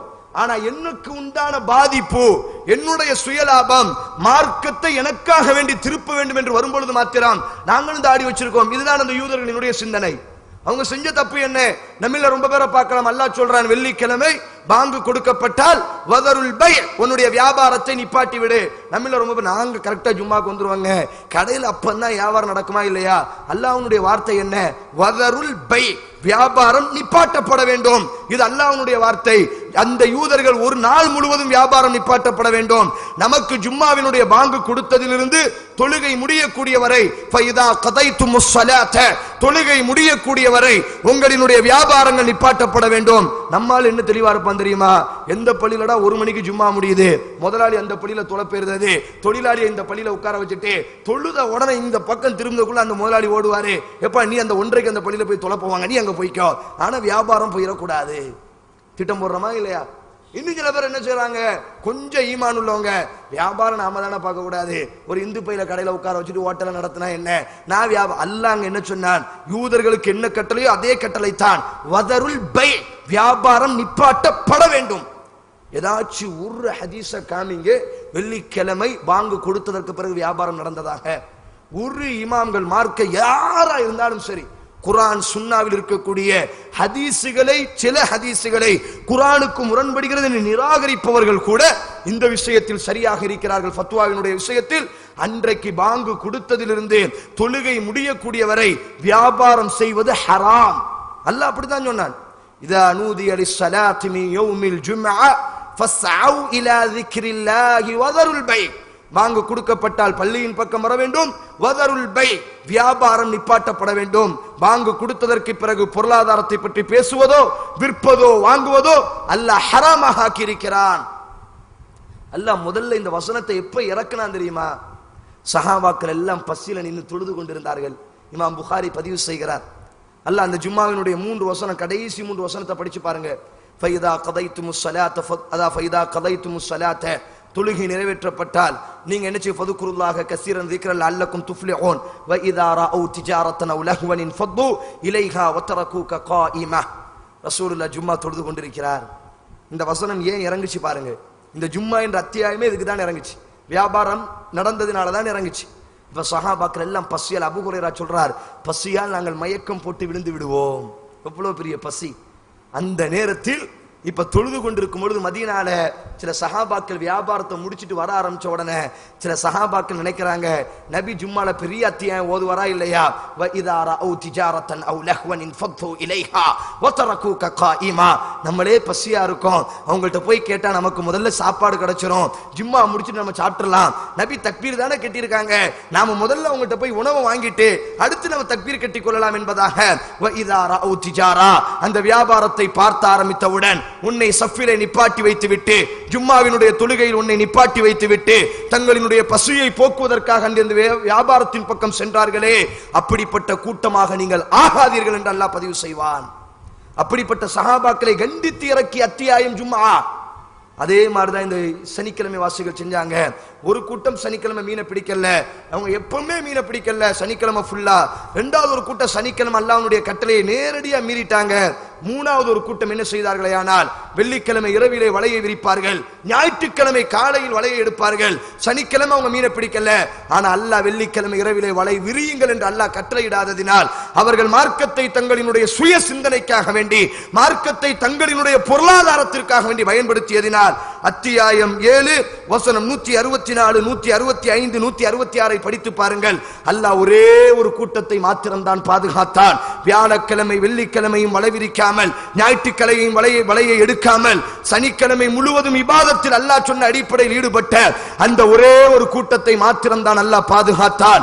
2 கூட்டங்கள், ஒன்று சனிக்கிழமை மீன் பிடிக்க வேண்டும் என்று அல்லாஹ்வை மறுத்த கூட்டங்கள், இரண்டாவது சனிக்கிழமை வணங்கிவிட்டு தங்களினுடைய மார்க்கத்தை தங்களுக்காக வேண்டி வளைத்துக் கொண்டார்களே, வெள்ளிக்கிழமை வலை விரித்து ஞாயிற்றுக்கிழமை இழைத்தார்களே, அந்த 2 கூட்டத்தையும் அல்லாஹ் பன்றிகளாக, குரங்குகளாக உருமாற்றி விட்டார். மறுநாள் காலையில் எழுந்து நிற்பார்கள், இந்த ஒரு கூட்டம் பார்ப்பார்கள், அங்கே பன்றிகளாக இருப்பார்கள், அங்கே குரங்குகளாக இருப்பார்கள். இப்படி 7 நாட்கள் வாழ்ந்ததற்கு பிறகு அந்த பன்றிகளையும் குரங்குகளுக்கும் அல்லாஹ் மரணத்தை கொடுத்தான். இது அந்த யூதர்களினுடைய வரலாறை பற்றி குர்ஆன் பேசக்கூடிய வழிமுறை. அப்ப இந்த யூதர்களினுடைய சிந்தனை ஆரம்பத்திலிருந்தே தங்களுக்கு உதவி செய்பவர்களை மறுப்பார்கள், தங்களுக்கு உதவி செய்பவர்களுக்கு துரோகம் செய்வார்கள். இரண்டாவது, அல்லாஹ்வின் மீது அளவு கூட நம்பிக்கை வைக்க மாட்டார்கள். பார்க்கக்கூடிய பார்வையின் மீதுதான், வரக்கூடிய எந்திரியின் மீதுதான், கையில் இருக்கக்கூடிய ஆயுதத்தின் மீது மாத்திரமே நம்பிக்கை வைப்பார்கள். அல்லாஹ்வுடைய உதவியை நேரடியாக பார்த்தாலும், அல்லாஹ் நேரடியாக இவர்களுக்கு உதவி செய்து பாதுகாத்தாலும் அல்லாஹ்வின் மீது அளவு கூட நம்பிக்கை இல்லாமல் உயிர் மீது பயத்தோடி வாழ்வார்கள். மூன்றாவதாக, அல்லாஹ்வுடைய கட்டளையை அப்படி கேலி அடிப்பார்கள். அல்லாஹ் ஒரு வார்த்தையை சொன்னால் அப்படி அதற்கு மாற்றமாக சொல்லி உள்ளே நுழைவார்கள். நான்காவதாக, அல்லாஹ் ஒரு கடமையை நிறைவேற்ற சொன்னால் அந்த கடமையை தங்களுக்கு சாதகமாக, தங்களுக்கு பாதகமாக இருந்தால் நிறைவேற்ற மாட்டார்கள், தங்களுக்கு சாதகமாக அப்படி வளைக்க ஆரம்பிப்பார்கள். இது யூதர்களை பற்றி குர்ஆனில் வரக்கூடிய செய்திகள். இன்ஷா அல்லாஹ் அடுத்த ஒரு அமர்வு நமக்கு கிடைக்கும் பொழுது ஹதீஸுகளில் இந்த யூதர்கள் எந்த அளவிற்கு சம்பந்தப்படுகிறார்கள், அல்லாஹ்வுடைய தூது அது மிக அருமையாக எந்த அளவிற்கு அன்றைய காலகட்டத்திலேயே இந்த யூதர்களினுடைய சிந்தனை நபியை கொலை செய்வதற்கு, நபியை தீட்டு கட்டுவதற்கு மதீனாவிற்கு இவர்கள் வர வேண்டிய அவசியம் என்ன, இப்படி முழு வரலாறுகளையும் ஹதீஸுகளில் இவர்கள் எந்த அளவிற்கு உள்ளே புகுந்தார்கள், அவர்களினுடைய மார்க்கத்தை எந்த அளவிற்கு நம்முடைய மார்க்கத்தில் திணித்திருக்கிறார்கள், அவர்களினுடைய தனிப்பட்ட குணங்கள் என்று குர்ஆன் பேசக்கூடிய அந்த குணங்கள் எல்லாம் என்ன என்பதை இன்ஷா அல்லாஹ் அடுத்த அமர்விலும் அதற்கடுத்து ஒரு அமர்வு கிடைக்கும் பொழுது அவர்களினுடைய திட்டங்கள், அந்த திட்டத்தை அவர்கள் செயல்முறைப்படுத்திய விதம், அந்த திட்டத்தில் நாங்கள் விழுந்து கிடக்கக்கூடிய முறைகள், அந்த திட்டத்திலிருந்து தப்பிக்கக்கூடிய முறைகளை எல்லாம் இன்ஷா அல்லாஹ் அடுத்து ஒரு வாய்ப்பு கிடைக்கும் பொழுது நாம் பார்க்கலாம்.